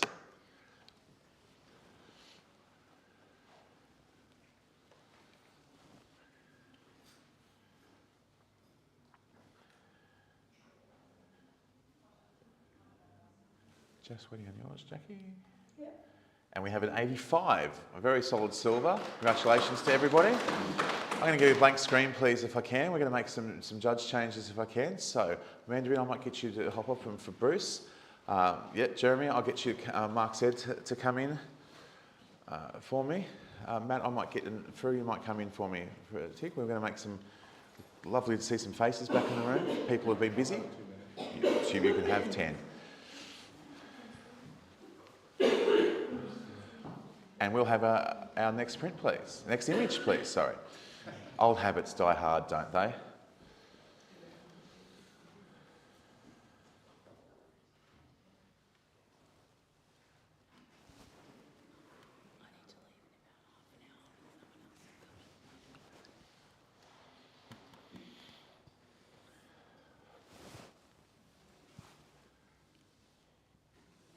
I've seen a wonderful range of images here right throughout the judging here at Photography Studies College. There's always some of the prints on the wall. You're able to see all the winners and these wonderful digital images on the website after the awards are over. And if you're in town, come along to the awards tomorrow. Tickets are still available from the website. It won't be live streamed, so if you're in the running, you've got to be there to win it.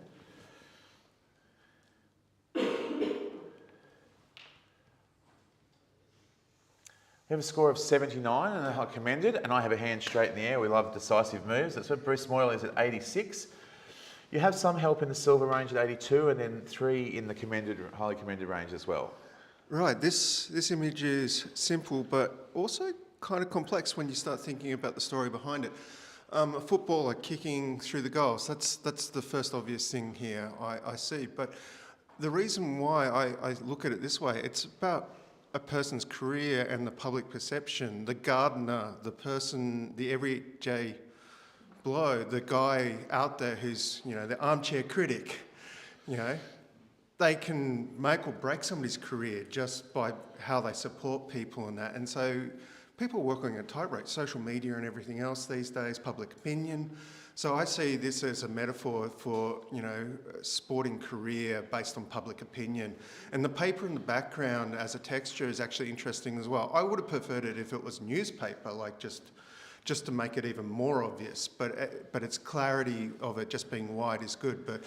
But yeah, I see it as this metaphor for career and ambition and public perception. So Jackie, come up to solid silver for me. Jackie Dean, you're in commended there. I might get you to have a chat. Oh, no, I think it's a very creative image. It's almost like the tightrope for this poor footballer who might fall off the perch. But there's some technical issues with the deep etching on the arms. He's got a hair on one arm and not on the other because it's been cut away. So I scored it in that range for that reason. Yeah, Chris, you... Yeah, so I was on 82 as well, Bruce. I I'm actually going to come up from there based on your, I think your verbalization of that narrative sold a few extra points to me. I may have the reason why the paper's blank in the background. It's because it's tomorrow's newspaper and it hasn't been written yet. Thank you. It's a lot of things. Very, very quickly. What can I add now? Thank you so much for a strong narrative. You added public eye and support and everything is really spot on. And the newspaper, but I felt like I let it down if the newspaper or just the paper is just playing role as a background and it's not in the in the image, especially the hand as well, because I think it's like the background totally separated from the foreground, which is the object. That's let me down. But I think with your narrative, both of you, I'm definitely in silver now. Okay, yeah, quickly wrap this up. I think we've all got it there. Now, the issue of the hair cutting off, is a technical issue, but newspaper composites are never good. Sorry, Adam. So yeah, let's give this a solid silver. Your score of 86 will remain. Everybody else is free to rescore.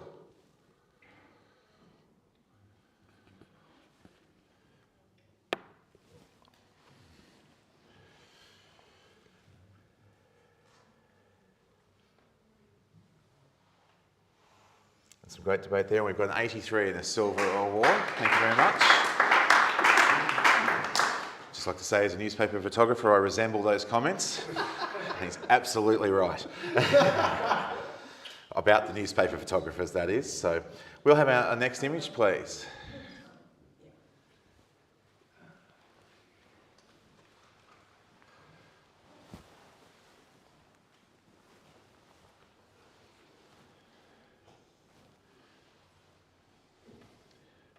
We do have a range of judges from all walks of life here, including washed-up newspaper photographers.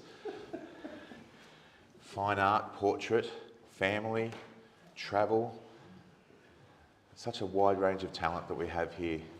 So many good photographers. And what we love about them is that they're here to help the next generation, or perhaps the current generation, improving, and we thank them for their expertise. We have one more score to come in.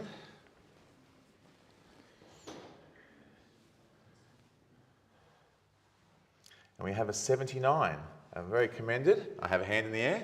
Chris Saunders is on 84, he's going to have a shot. You have everybody else in the high-end commended range. Okay, so pretty close to get this into, just to scrape into an 80, which I think is really where it deserves to be. The photographer has been very bold with this, with this choice of image.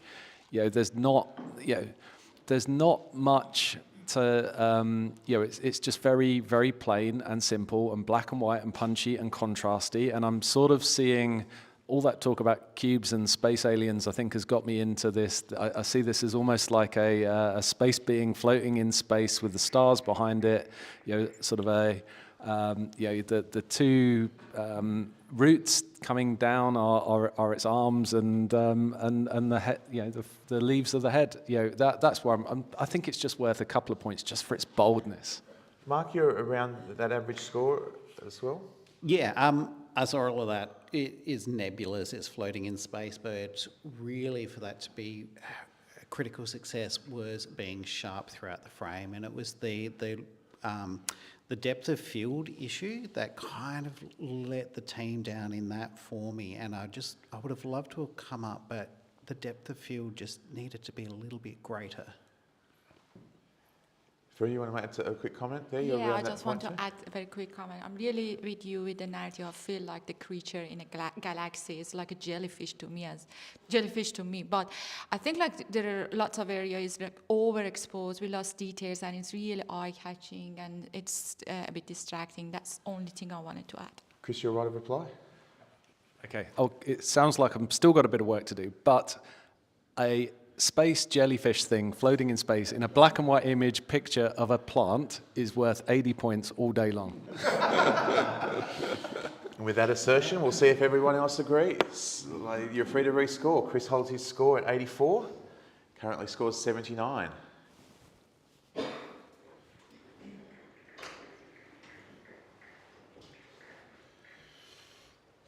And it doesn't just score 80, it scores 81, a silver award. We might have a blank screen, please. We're going to make a, now I've got some judges, smiling faces in the back row. We might make some changes. I might get you to swap with Matt Palmer. Mandarin, I might get you to come in for Chris.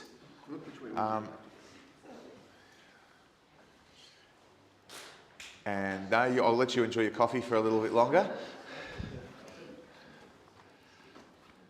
I have our next image, please.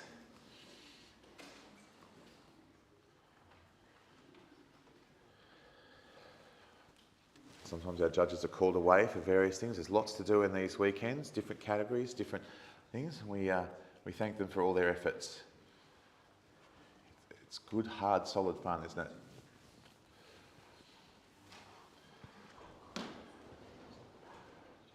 it? What we love about our judges is in the middle of all of this, they take every image very, very seriously. If you see the expressions up at the monitor here, they take their jobs very, very seriously, and they're committed to getting the best score for each image.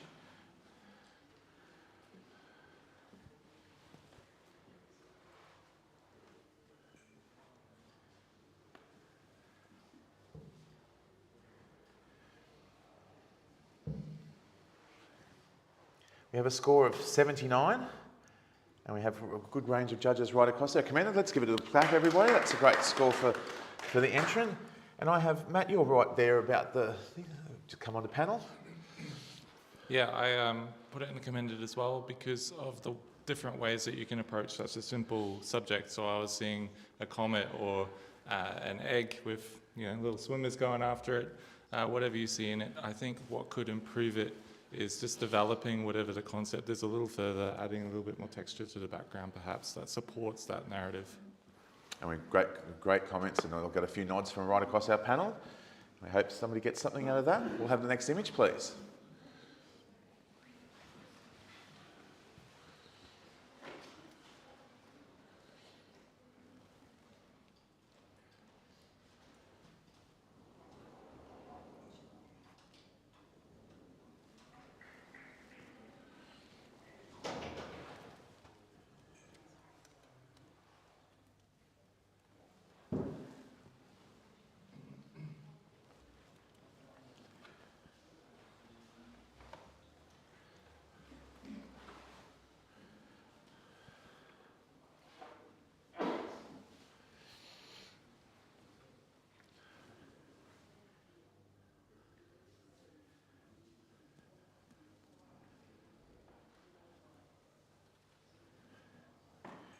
We have a score here of 75, a commended award. Congratulations to the entrant. I think we said we've got a good exploration of shape and texture, and perhaps then we're finding that next narrative. We hear our judges talking about story and progressing that, so really helps elevate these images into those award ranges. So thank you very much. We'll have a quick judge change very much. Julie, if you want to make a comment, Matt, while we're doing a judge change, that would be great. Julie, I might get you to swap with Jackie if that's all right while we're doing it. Yes, I think there's some beautiful texture in this image. The background's quite marble-like, and then you've got different papers and crumpledness and leaves and all sorts of things. I think in terms of improvement, anytime you have a repeating element, you have an opportunity to shoot that repeating element from either different butterflies or in different poses, and that kind of attention to detail can really add a lot. Thank you very much. Next image, please.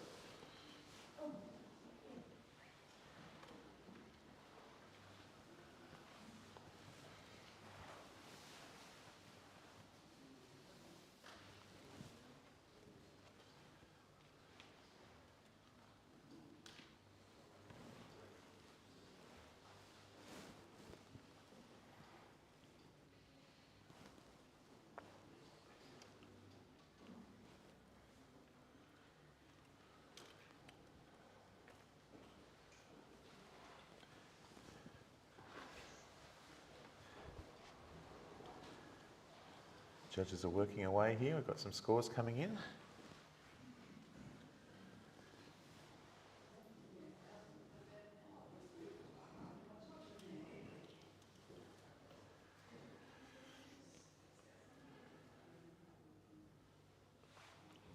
One more score, just from Julie.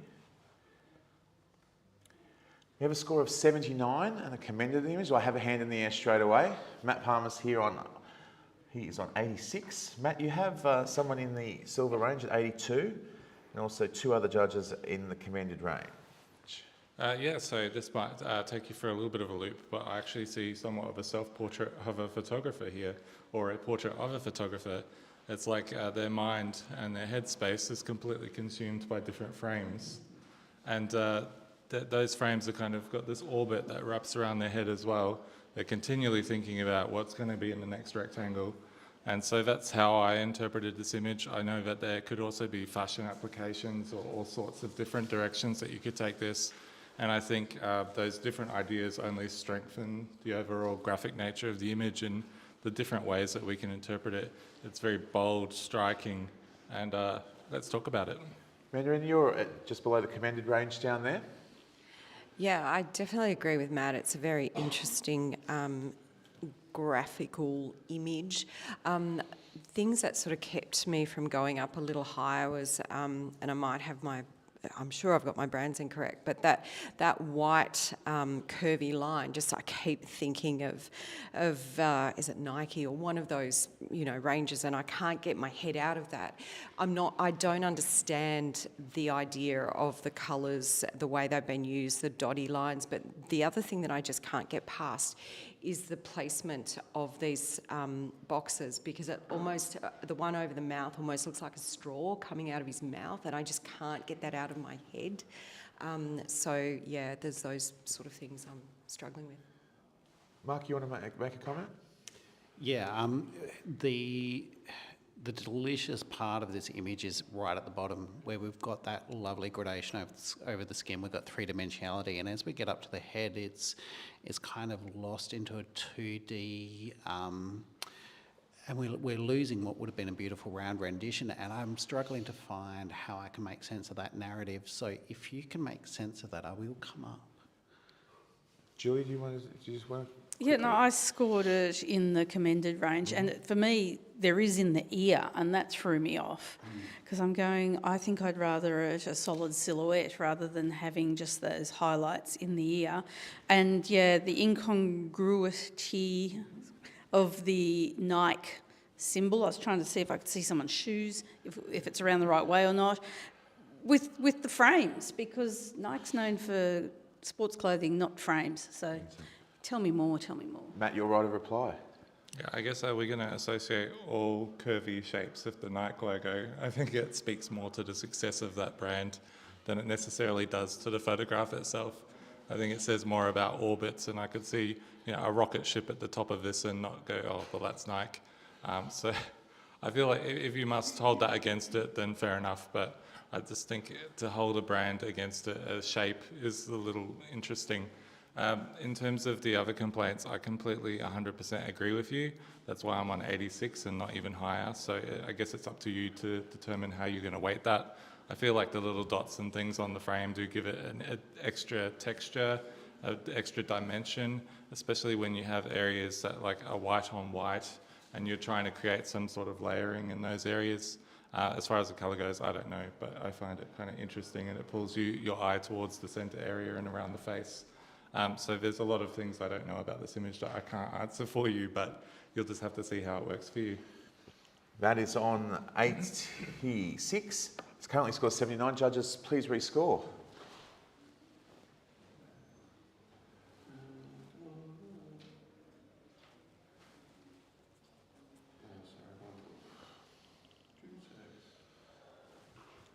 One to go.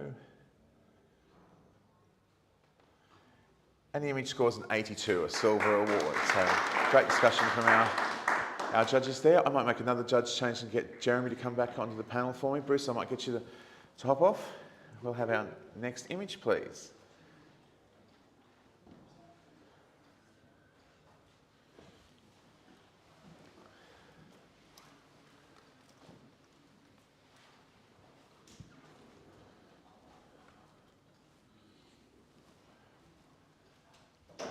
Rotating through a great set of judges here. It's all staring intently at a calibrated monitor, very important, under the same lighting conditions, so every image gets its fair best representation.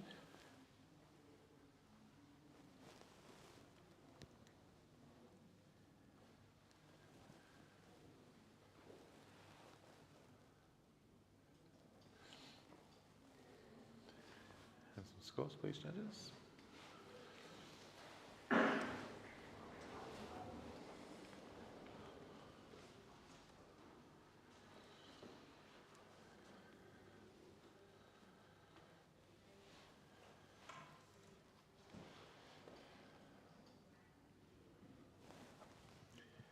Waiting on one more score to come through. Here's Mark. Yeah.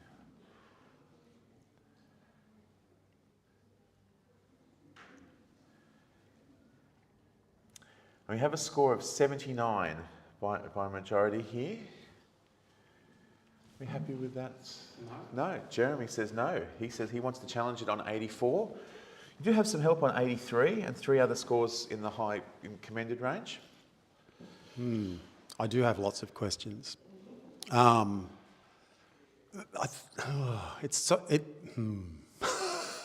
Sorry, author. I'm trying to get my thoughts together. I know there's a story here. I think this person's got 1 chance left out of 3 strikes. And the consequences are going to be pretty dire for this icon person. I don't know, maybe it's a metaphor, I'm not quite sure, but it's been really well put together. Like it's been beautifully constructed. I believe that all of this could have been shot in 1 take. Like, technically it's beautiful. There's a good range of depth of field. There's a basis of a story that I'm still trying to understand, but I feel like the photographer needs to be rewarded because there is something happening underneath that I'm still trying to process. Matt, I might get you to have a quick chat here. Yeah, I was in the commended range based on the quality of the photography itself, and it's the message that I got stuck on. I kind of got that there was a 3 strikes thing, and there's also the shush kind of sign there. But how does it all tie together, and what's going on in this thing's brain? Maybe if they were bean-shaped or something, it could be about spilling the beans, but I'm not sure. Mandarin looks like she might have Mandarin, an I might get epiphany. you if you want to have a quick. She's looking very keen. Yeah, so I actually scored this commended, but I will go up. Where I struggled was what was the idea of the hand? And then when I sat with it, I thought maybe it's someone just thinking about something or putting their hand in the air. I like Jeremy's idea of the 3 strike 3, you're out. Those little dots in the brain look like match heads. So maybe it's you've only got so many ideas and each idea is a little strike of the match and you only have limited ones, and once they run out, well, that's it. So I think it's very clever.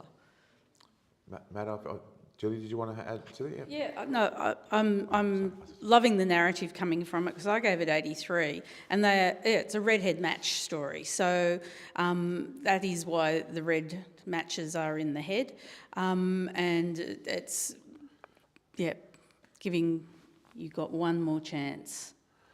Thanks. You're right. Reply. Right. Reply, Jeremy. I mean, maybe this is part of the process that the author is going through, that they actually don't know what the answer is or what the destination is, and this is just part of, or a piece of the story that's helping them try to find a resolution for the thing that they're looking for. And they feel like they've maybe been coming up against roadblocks that have been catastrophic, and they feel like maybe they've only got 1 more chance at this, and then they might have to go back to gardening as a career. I don't know, but I think that the photographer needs to be, or the author needs to be rewarded for the concept of an idea that they probably don't even know the answer to it. So it seems more like a mood board of an idea that's developing into something else. So let's reward this photographer. Your score of 84 will remain. I'll ask our judges to rescore.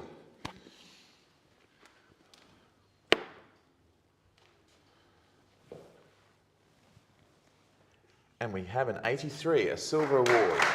Very consistent right across the range there from our judges. I might get Chris, I might get you to come on for Mark said, if that's all right, a quick judge change as we bring the next image up.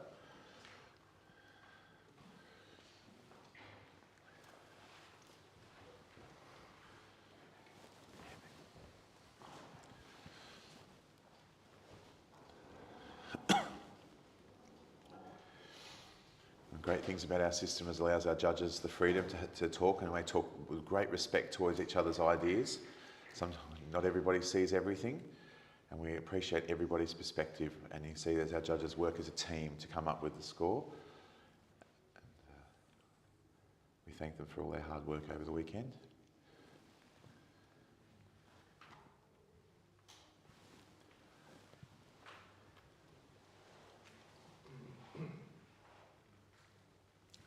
Scrolls, please.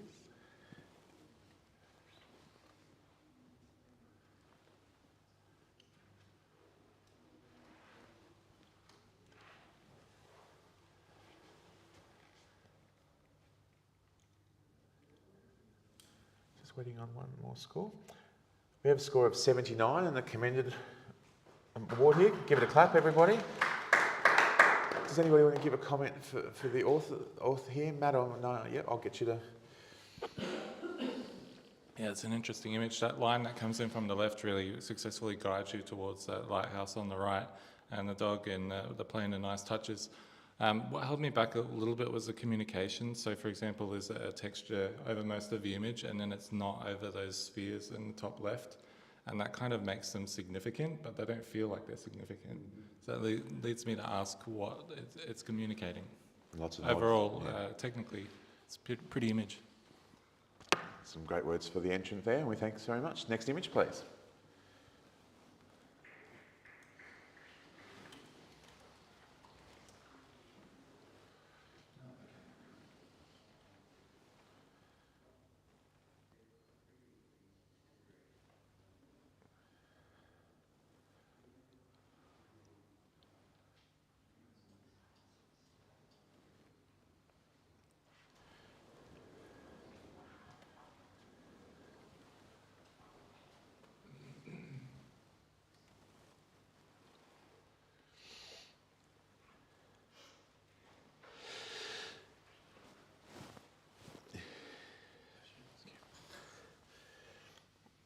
I was just about to sneeze and the scores come in. You judges, if we can have some scores. We do have some scores. Scores are 79. And the commended one. And Chris has got his hand in the air. Yeah, congratulations. Give it a clip. Chris is on 88. I need some water. Somebody bring me some water. You do have help on 83, and we also have 2 other judges in the commended range. Oh, God bless you. Okay, sorry, could you just run... Sure, you have help at 83 and 2 other judges in the commended. Okay, all right, a long way to go on this one. So the reason I scored this 88 was I would love to have this big and bold on a wall at in my home. You know, it's a wonderful bit of art. I am pulled through the image. I've got no idea what it is. There's not necessarily a story in this, but I think it is, you know, beautifully handled. The tones and textures sort of just blend into one shape and another, but there's form there, and the more time I look at it, I'm not seeing, and I'm hopefully if people can see it, they can point it to me. I'm not seeing too much or any duplication or cloning through it and so on. So let's hear from a few other people. Brendan, I might get you. You're at the other end of the scoring range here. I might get you to have a chat. Yeah, it's a stunning, simple colour palette, paying homage to cyanotypes. It sort of gives me that wind turbine vibe.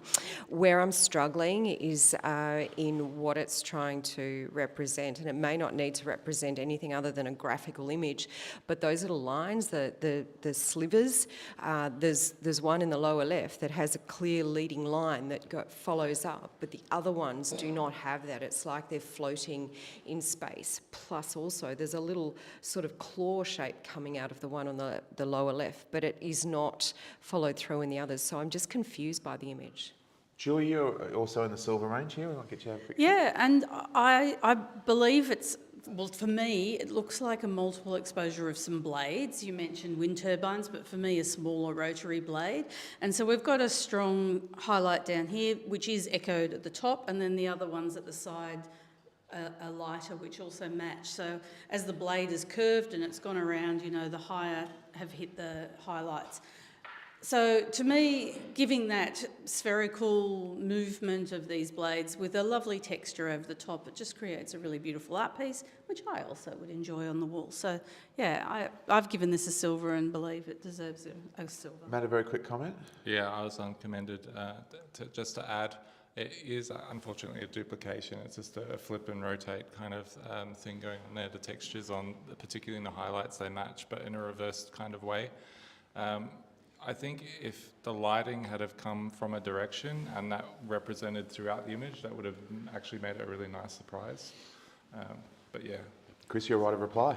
Okay, thanks for pointing that out to me, Matt.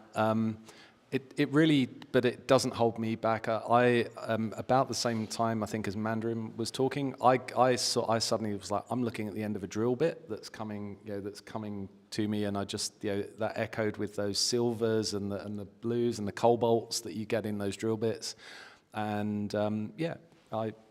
Please let's just get it up into silver. I think that would be an awesome score, result. Chris holds at 88, and it's currently 79. Let's rescore, please.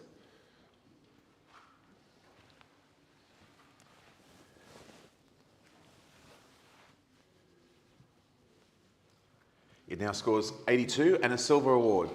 Thank you very much, judges, for the discussion. I might just grab a blank screen, please. We're going to clear the benches here for a little while. I can see some smiling faces there. So, Julia, I might get you to hop off and through. I'll get you to come back on panel for me. Mark said I might get you to come on for Matt Palmer. And anybody else feel like a break? Bruce, maybe I'll get you to come on for Chris.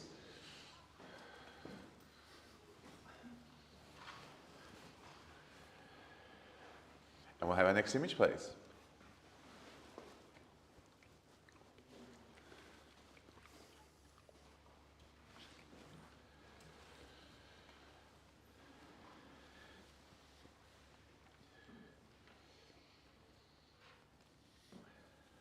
Currently on our panel here at the moment, we have Jeremy Burns, Mark Said, Bruce Moyle, Furu Yavari, Mandarin Montgomery.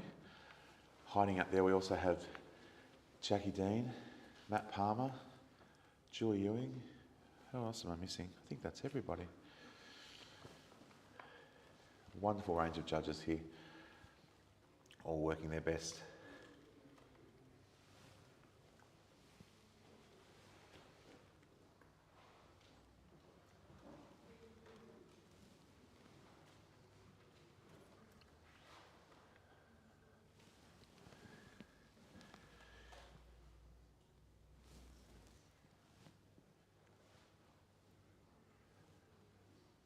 What are we missing here, Mark? Yeah.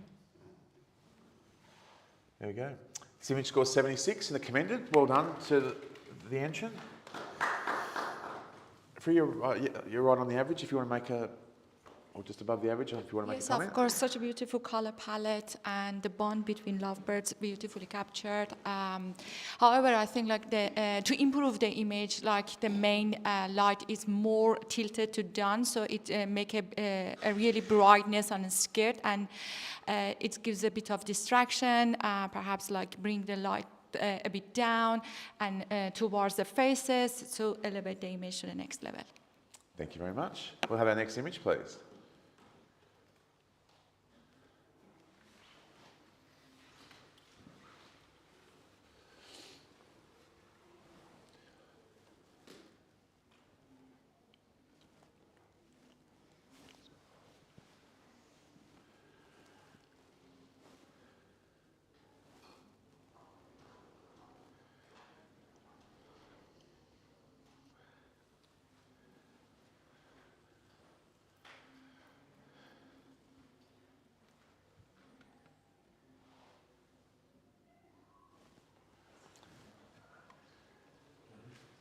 Scores, please, judges.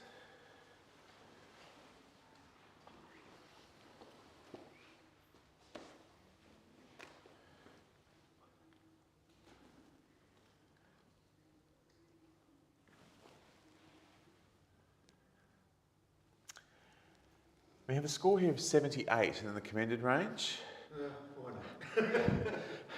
And with a hi-ho silver, away he goes. Bruce Moyle is He's going to challenge. And Bruce, you're on 85. Everybody else, you have 3 other judges in the highly commended range.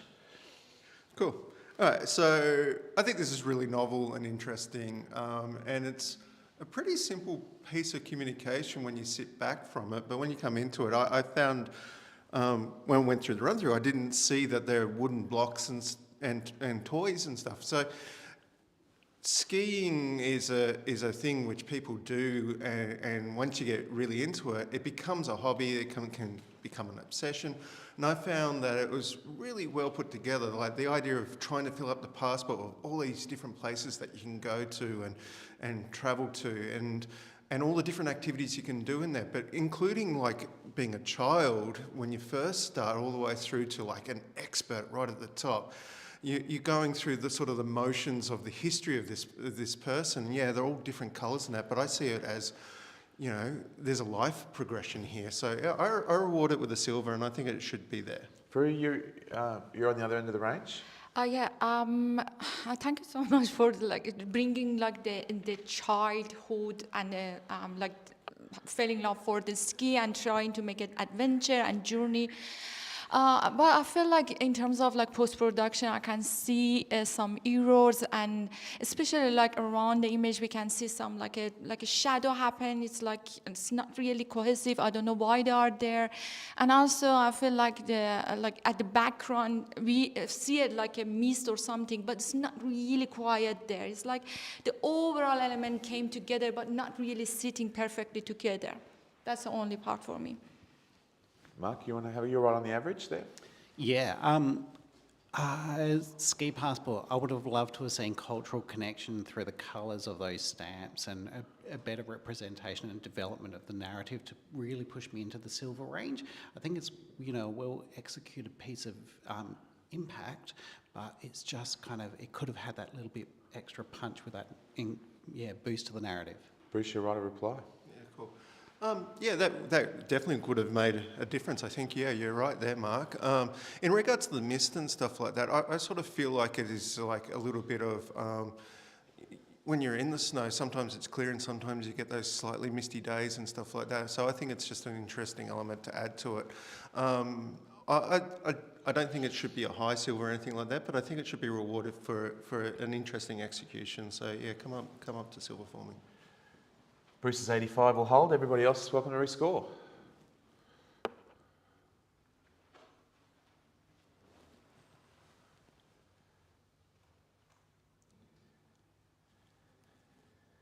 We do have some movement. We have an 81 in the silver award. A good little discussion there. Thank you to our judges for that. We're going to make some more changes. I'm going to get Jackie Dean to replace Bruce for a second. I promise you it's... And Matt Palmer, I might just come on for Mandarin if that's all right. Thank you. While they're coming up and getting logged in, we'll have our next image, please.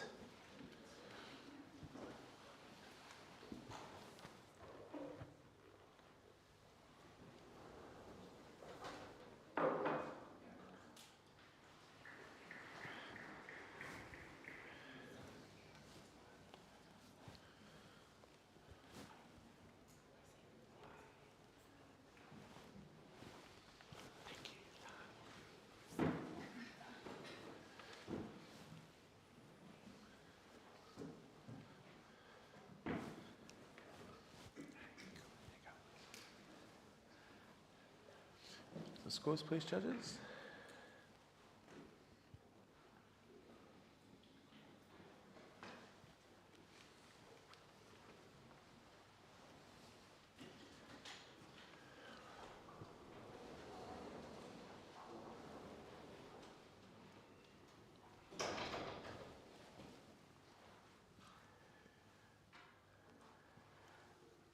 We have a score of 79, high commended range. We have a very even range right across the average there. Jackie, do you want to give a comment to the entrant here? Give it a clap, everybody, by the way. It's a commended award. That's what we like to see. In a way, it reminds me of birefringence, where you polarise the light and you get some interesting colours happening. And then it looks like a patchwork quilt of windows. So I'm a little bit confused by the composition, but I think keep working on it. What do you think would develop that for the entrant? I think there's too much information in there. I think simplify it, but I think it's getting there. Very quickly for... I think it just needs something that can pull you in to give it a concept of scale. I think just adding like a human touch or something that we can relate to it to bring it into some kind of reality, but graphically it's beautiful. It's really well executed both from a distance and close. Great, fantastic, great comments from there from our judges. Next image, please.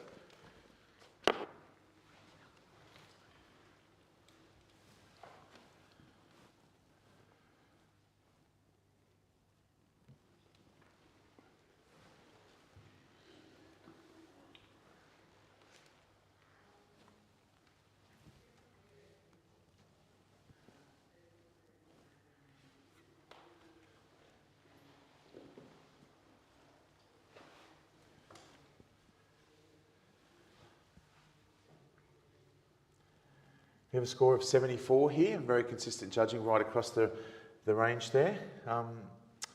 Mark, would you like to make a comment for the entrant here?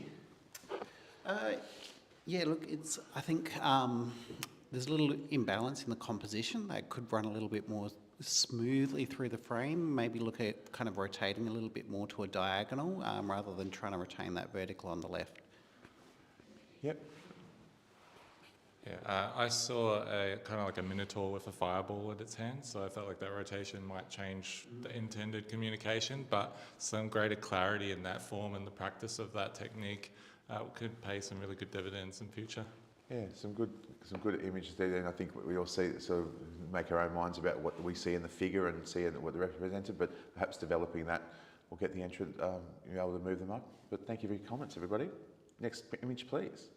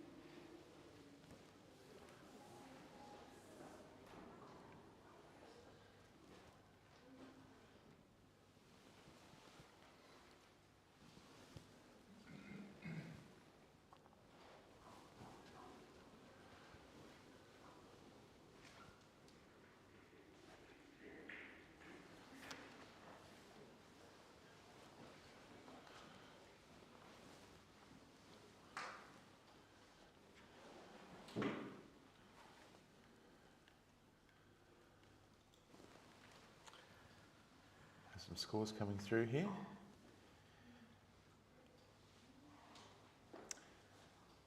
We have a score here of 85 and a very solid silver award, but I have a hand in the air and I figured we might. Because Furu's challenging on 92 in the gold range. For everybody else, you have an 86, an 84, an 81 and an 80 to work with. It's such an exceptional visual communication. The texture is really amazing. And also there are lots of details. Your eyes wants to just travel around and see everything, all these little, I feel like it's from the top, so all these little doors is open and just leading your eyes to see every single part of the image. And then your eyes coming to the down and just like looking, there is some little boxes happen there.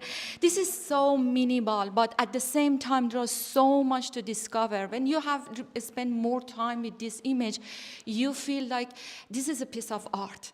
It could be on a wall of a curator or a collector or anyone. So for me, it's really a strong image, and I want to hear from you guys.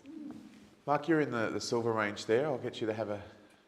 Yeah, look, exceptional technique in rendering this image, and it's beautiful with the tones, the textures, all of that stuff. Everything is happening, but for me, it's missing that one little organic element. I need that hamster, the sheep, the pig, the goat, whatever fits into those pens. I just need one of them to make it feel like where's their next move in that maze to complete the picture. Matt, you're on 84. Yeah, I was in the mid-silvers. I almost saw it as like a piece of written code or something where a spy could come along and it's like, if these are the gates that are open, and undertake the operation or whatever. But just having that extra step of communication, like Mark said, what that code is saying or what's going on here that anchors it and brings it together. That would be the gold element that I'd be looking for. Did you want to have a quick chat, Jackie, just very quickly? Yeah, just the composition that sort of structures the visual language that we see. It's exquisite, and I'll be going up. You're right to reply for it. Yeah, I think I feel you guys are looking for some human element or sheep or something to make a more narrative of it. But I think it's a creative category, and the photographer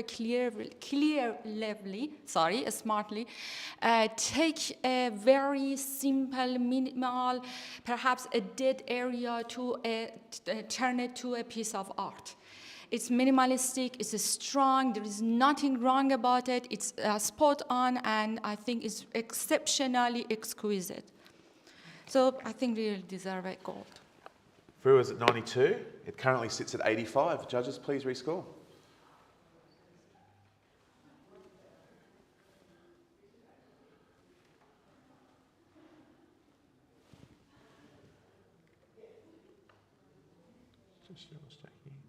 And we have an 87, a very solid silver award. Great discussion, everybody. If we can have a blank screen very quickly, please. Mark said I might get you to pop off. Julie, if you're available, please. How are we all doing out there, folks? That's the way, soldiering on. Lots of fist pumps in the air. What a team. Yes. And let's have our next image.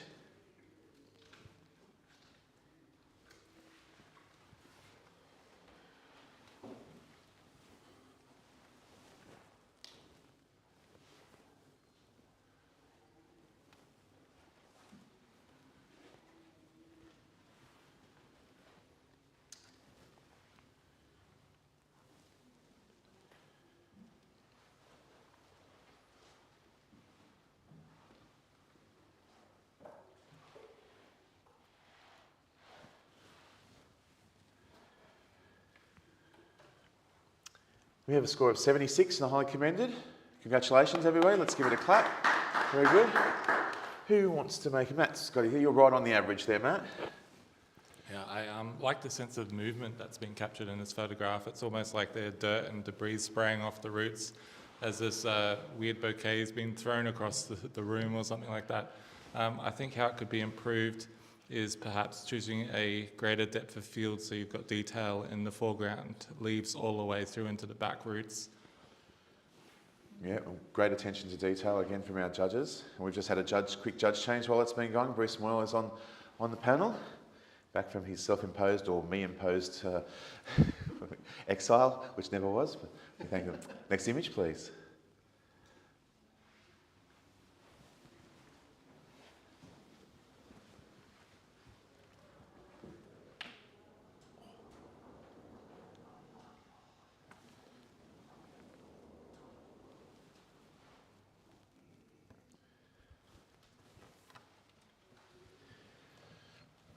If you like to party and we like to party, you should come to the after party. Because I know there's a few people looking forward to it. We work hard. You could even come and see Bruce Moyle dance. No, don't see me dance either. You're singing. Stay tuned. Got judge scores coming in.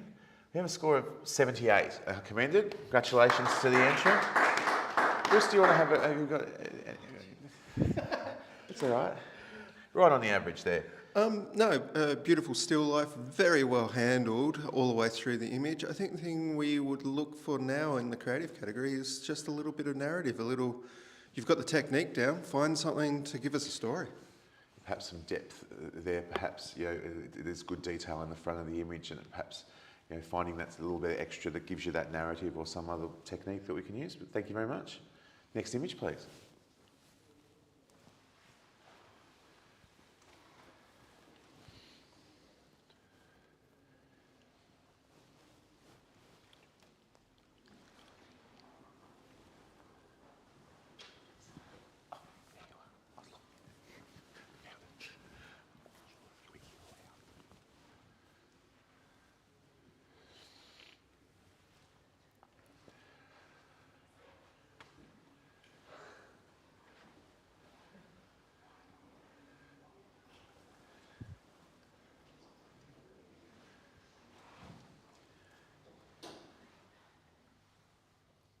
Scores coming in.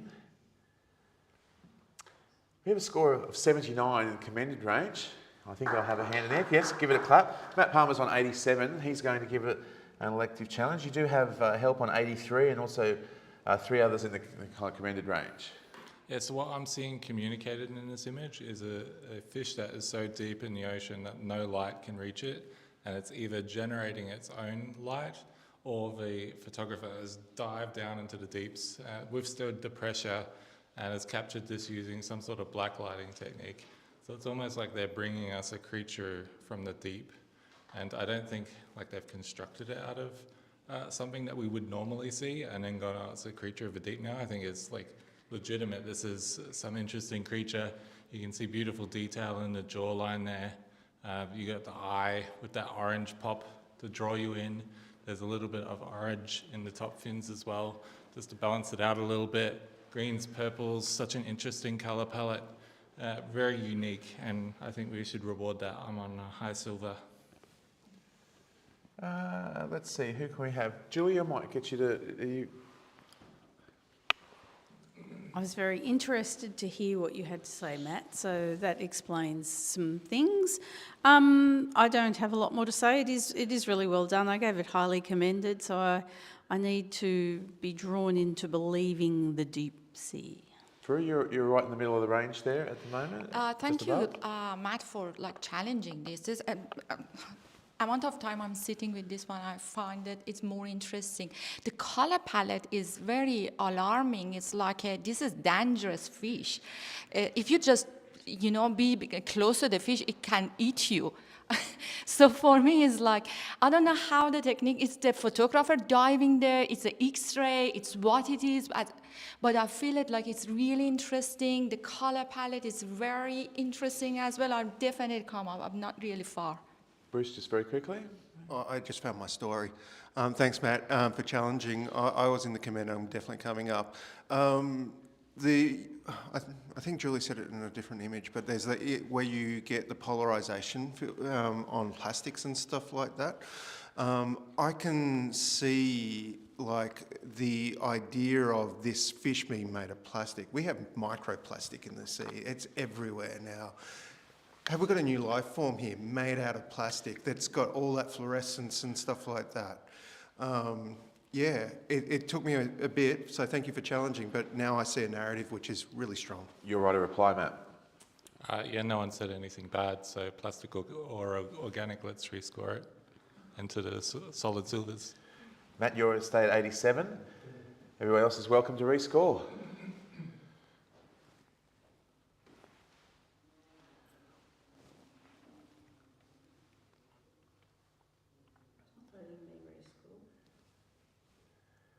Give it a refresh.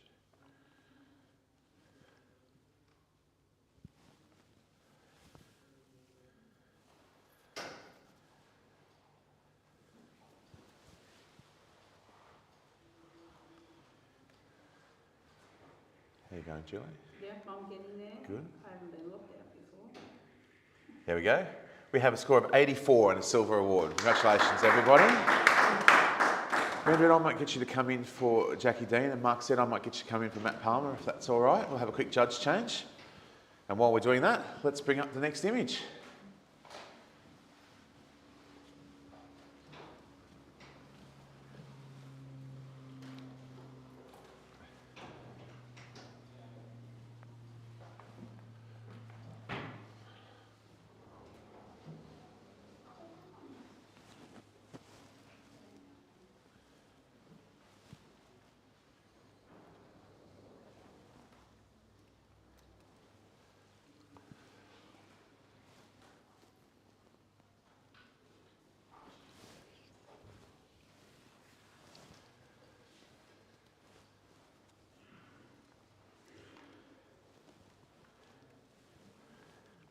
Scores coming in, please, judges.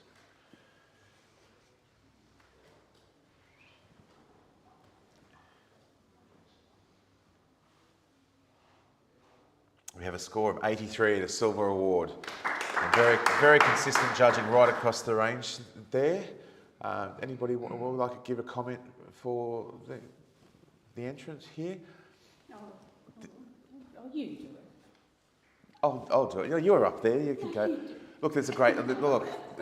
I think for the entrance, there is a great sense of depth and colour, and in the presentation, we will get the detail where we really want it. I guess that next special sauce for everybody's always talking about is finding that, is really getting us in on that story and that next little bit of narrative that we all really sort of strive for.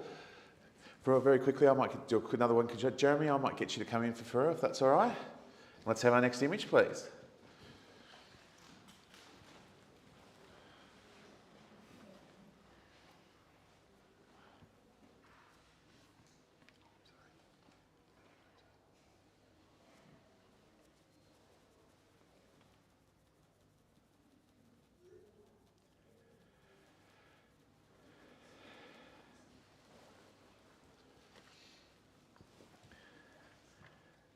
Don't forget about the workshops that are on tomorrow. 2 of our judges are we talking about. Tickets are available on the website. You can come down and see. They start from 9 o'clock in the morning right through till 11 o'clock. Then we have panel in the afternoon from 2 to 4, and then the awards announcements. That's going to be exciting, isn't it? See all these images, but where do they go? We'll soon see. Can't wait.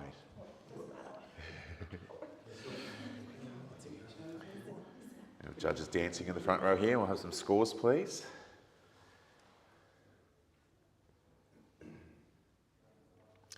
We have a score of 83 and a silver award. Very consistent, again, right across that range. Who wants to make a comment before we've got 3 people around the average there? Bruce, you're on your feet, so. Sorry for all the people online, just knocked the mic. I think just the refinement of where the position things sit in the place, just to give us a bit more of an idea of the story going forward. I think it's almost there, and those blocks definitely they're a repeating pattern, and while we can actually see that could be the idea of things constantly on the mind, I think we need to make it maybe a bit more obvious of what the story is. Thank you very much. Yep, great comments. Excellent. Let's have our next image, please.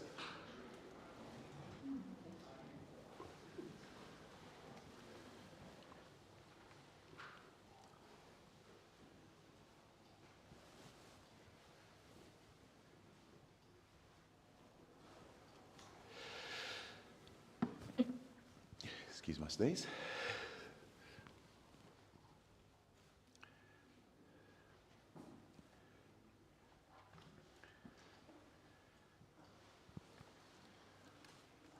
I'd like to give a big thanks to our sponsors. The sponsor for this category is Godox, giving away $1,000 for the overall winner of the Australian Creative Photographer of the Year, of which the Digital Creative is part of. And of course, Nikon, who are awarding the Australian Digital Photographer of the Year a voucher for $5,000. And I've seen some new cameras that would fit into just beautifully out the front there.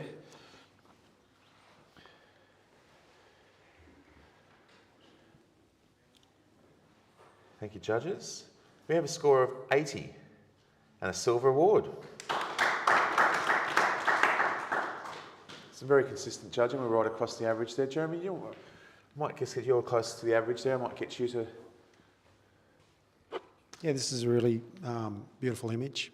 I love the tail just leaning over to the right there. It just adds a more of a realistic, just brings you back into reality a little bit. I was listening to the comments before on the fish earlier. I suspect it's the same author. The X-rays are really great, very strong graphic. The thing that kind of stopped me from going higher was just a little bit more detail in the fish, but excellent, well done. Thank you for your comments. We'll go on to the next image, please. That's not mine. Is that the author calling?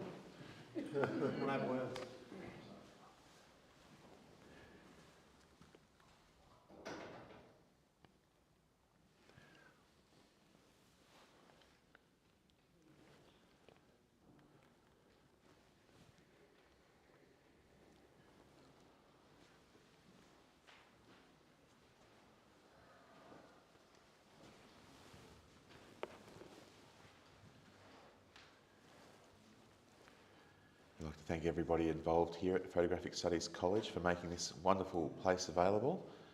And also, if you happen to be down here or come down here tomorrow, say hi. We're all really nice, especially Kat. She's awesome, hanging around in the back of the room there. Just ask someone who Kat is. Everyone knows.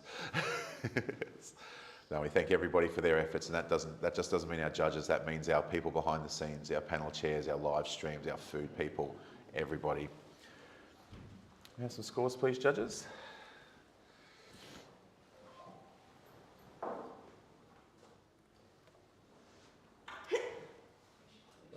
Bless you. We have a score here of 81 and a silver award. I might just ask the panel, and I might make a challenge here and just challenge the panel to sort of talk about the palette and the construction of the image and just where your eye lays and how everything recreates sort of a mood and a feel, and even just the way the image sort of presents to us and how it evokes what we're doing. So look, this is an automatic challenge, so everybody is able to rescore. Bruce, you might go first. You're on 85. Okay. Now I went on 85 mainly for technical issues. I would have gone a lot higher if I thought the technical issues were sorted. Mainly lighting and softness, but what this is a glimpse of, like, in a very tight package of like the mid 60s to early 70s Australiana. That orange was pervasive everywhere. And everywhere. I mean it in everything. And there's the bucket to the record, to the clothing. You've got the browns coming in, which came in from the 70s, tiling, the backwork. Whoever put this together really thought about all the stuff that was available back then, and it's just astounding. I just was let down by the technicals. So, yeah, well done. Julie, Yeah, I gave it highly commended, and it was probably to do with all the burnt out highlights, and some had been quite heavily then handled to burn in. I bought that Stephanie Alexander book in the 90s, and T2 certainly wasn't around in that. So yes, it's a homage to orange, definitely. And there's a collection of incredible items within that. I was surprised there wasn't an absolute redhead in there, but. Yeah, keep going with it. I think, look, it's beautifully pulled together, but not finished with its finishing. Next. Yeah, thanks for the auto challenge. I appreciate the opportunity to rescore. The really delicate nature of the inclusions of those blue tones just to offset the oranges, like the colour work here is truly masterful. And while the lighting is a little bit harsh, I think it's, also if we look back at like that kitchenalia type photography that we saw in that 70s era, it is matching in with that where, we did see those really hard highlights a little bit deeper in the shadows. It adds to the era of the, of the homage itself. I do really appreciate all the different roles that all of those characters are playing, and as well, that's another homage back to that era on top of that as well. So this is kind of a multi-layered success that I'm going to appreciate scoring up a little. Benjamin, you want to... Just very quickly, everything that the judges said is, spot on. I just want to add that I am struggling with the narrative because it looks like they're creating their masterpiece. They're creating the mood with the guitar. They've got a photograph of what it should be. But then the PowerPoint that perhaps should connect to an oven or connect to something is switched on, but there's nothing in it. So there's just elements of symbology that I implore the photographer to maybe think about. And moving forward, it's an awesome piece. While we're here, Jeremy, we're all talking about it. Yeah, I put it at 82. I think it's a really lovely image. Again, like has been mentioned before, I think there needs to be a little bit more of a narrative in there, other than it being an exercise of orange. But in terms of the light, like, it looks believable to me that they're using a single light source, which could be a window, which can be a challenge in a situation like that. So I actually don't mind the issues that have been presented about the light, but I really like the crop as well. The tightness of the crop works for me. But yeah, I think just working on that thread of a storyline through that would have really elevated this image. Yeah, I think we've heard lots of stuff about the homage to not just an era, but to maybe to the style and maybe to a stock or a technique about that. And I think it's worth, I'm glad we had a talk about it. Judges, you're free to rescore as this is an automatic challenge.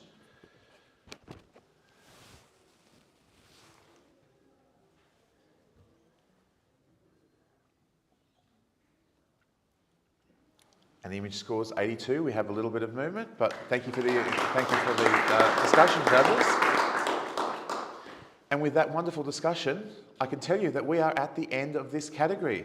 Thank you so much to everybody. A massive thanks to our judges, Bruce Moyle, Chris Saunders, Faria Vary, Jackie Dean, Jeremy Burns, Julie Ewing, Mandarin Montgomery, Mark Said, Matt Palmer, and of course, our wonderful crew over here at the back. The crew in the back row, I've got Ash here, and we've had Alicia before, and everybody that's involved in the live stream that brings this to you guys and to you guys. Thank you so much, guys. We really appreciate it. Well, thank you. See you at the party. Thank you to Godox and Nikon for their sponsorship, and we shall see you in the next category.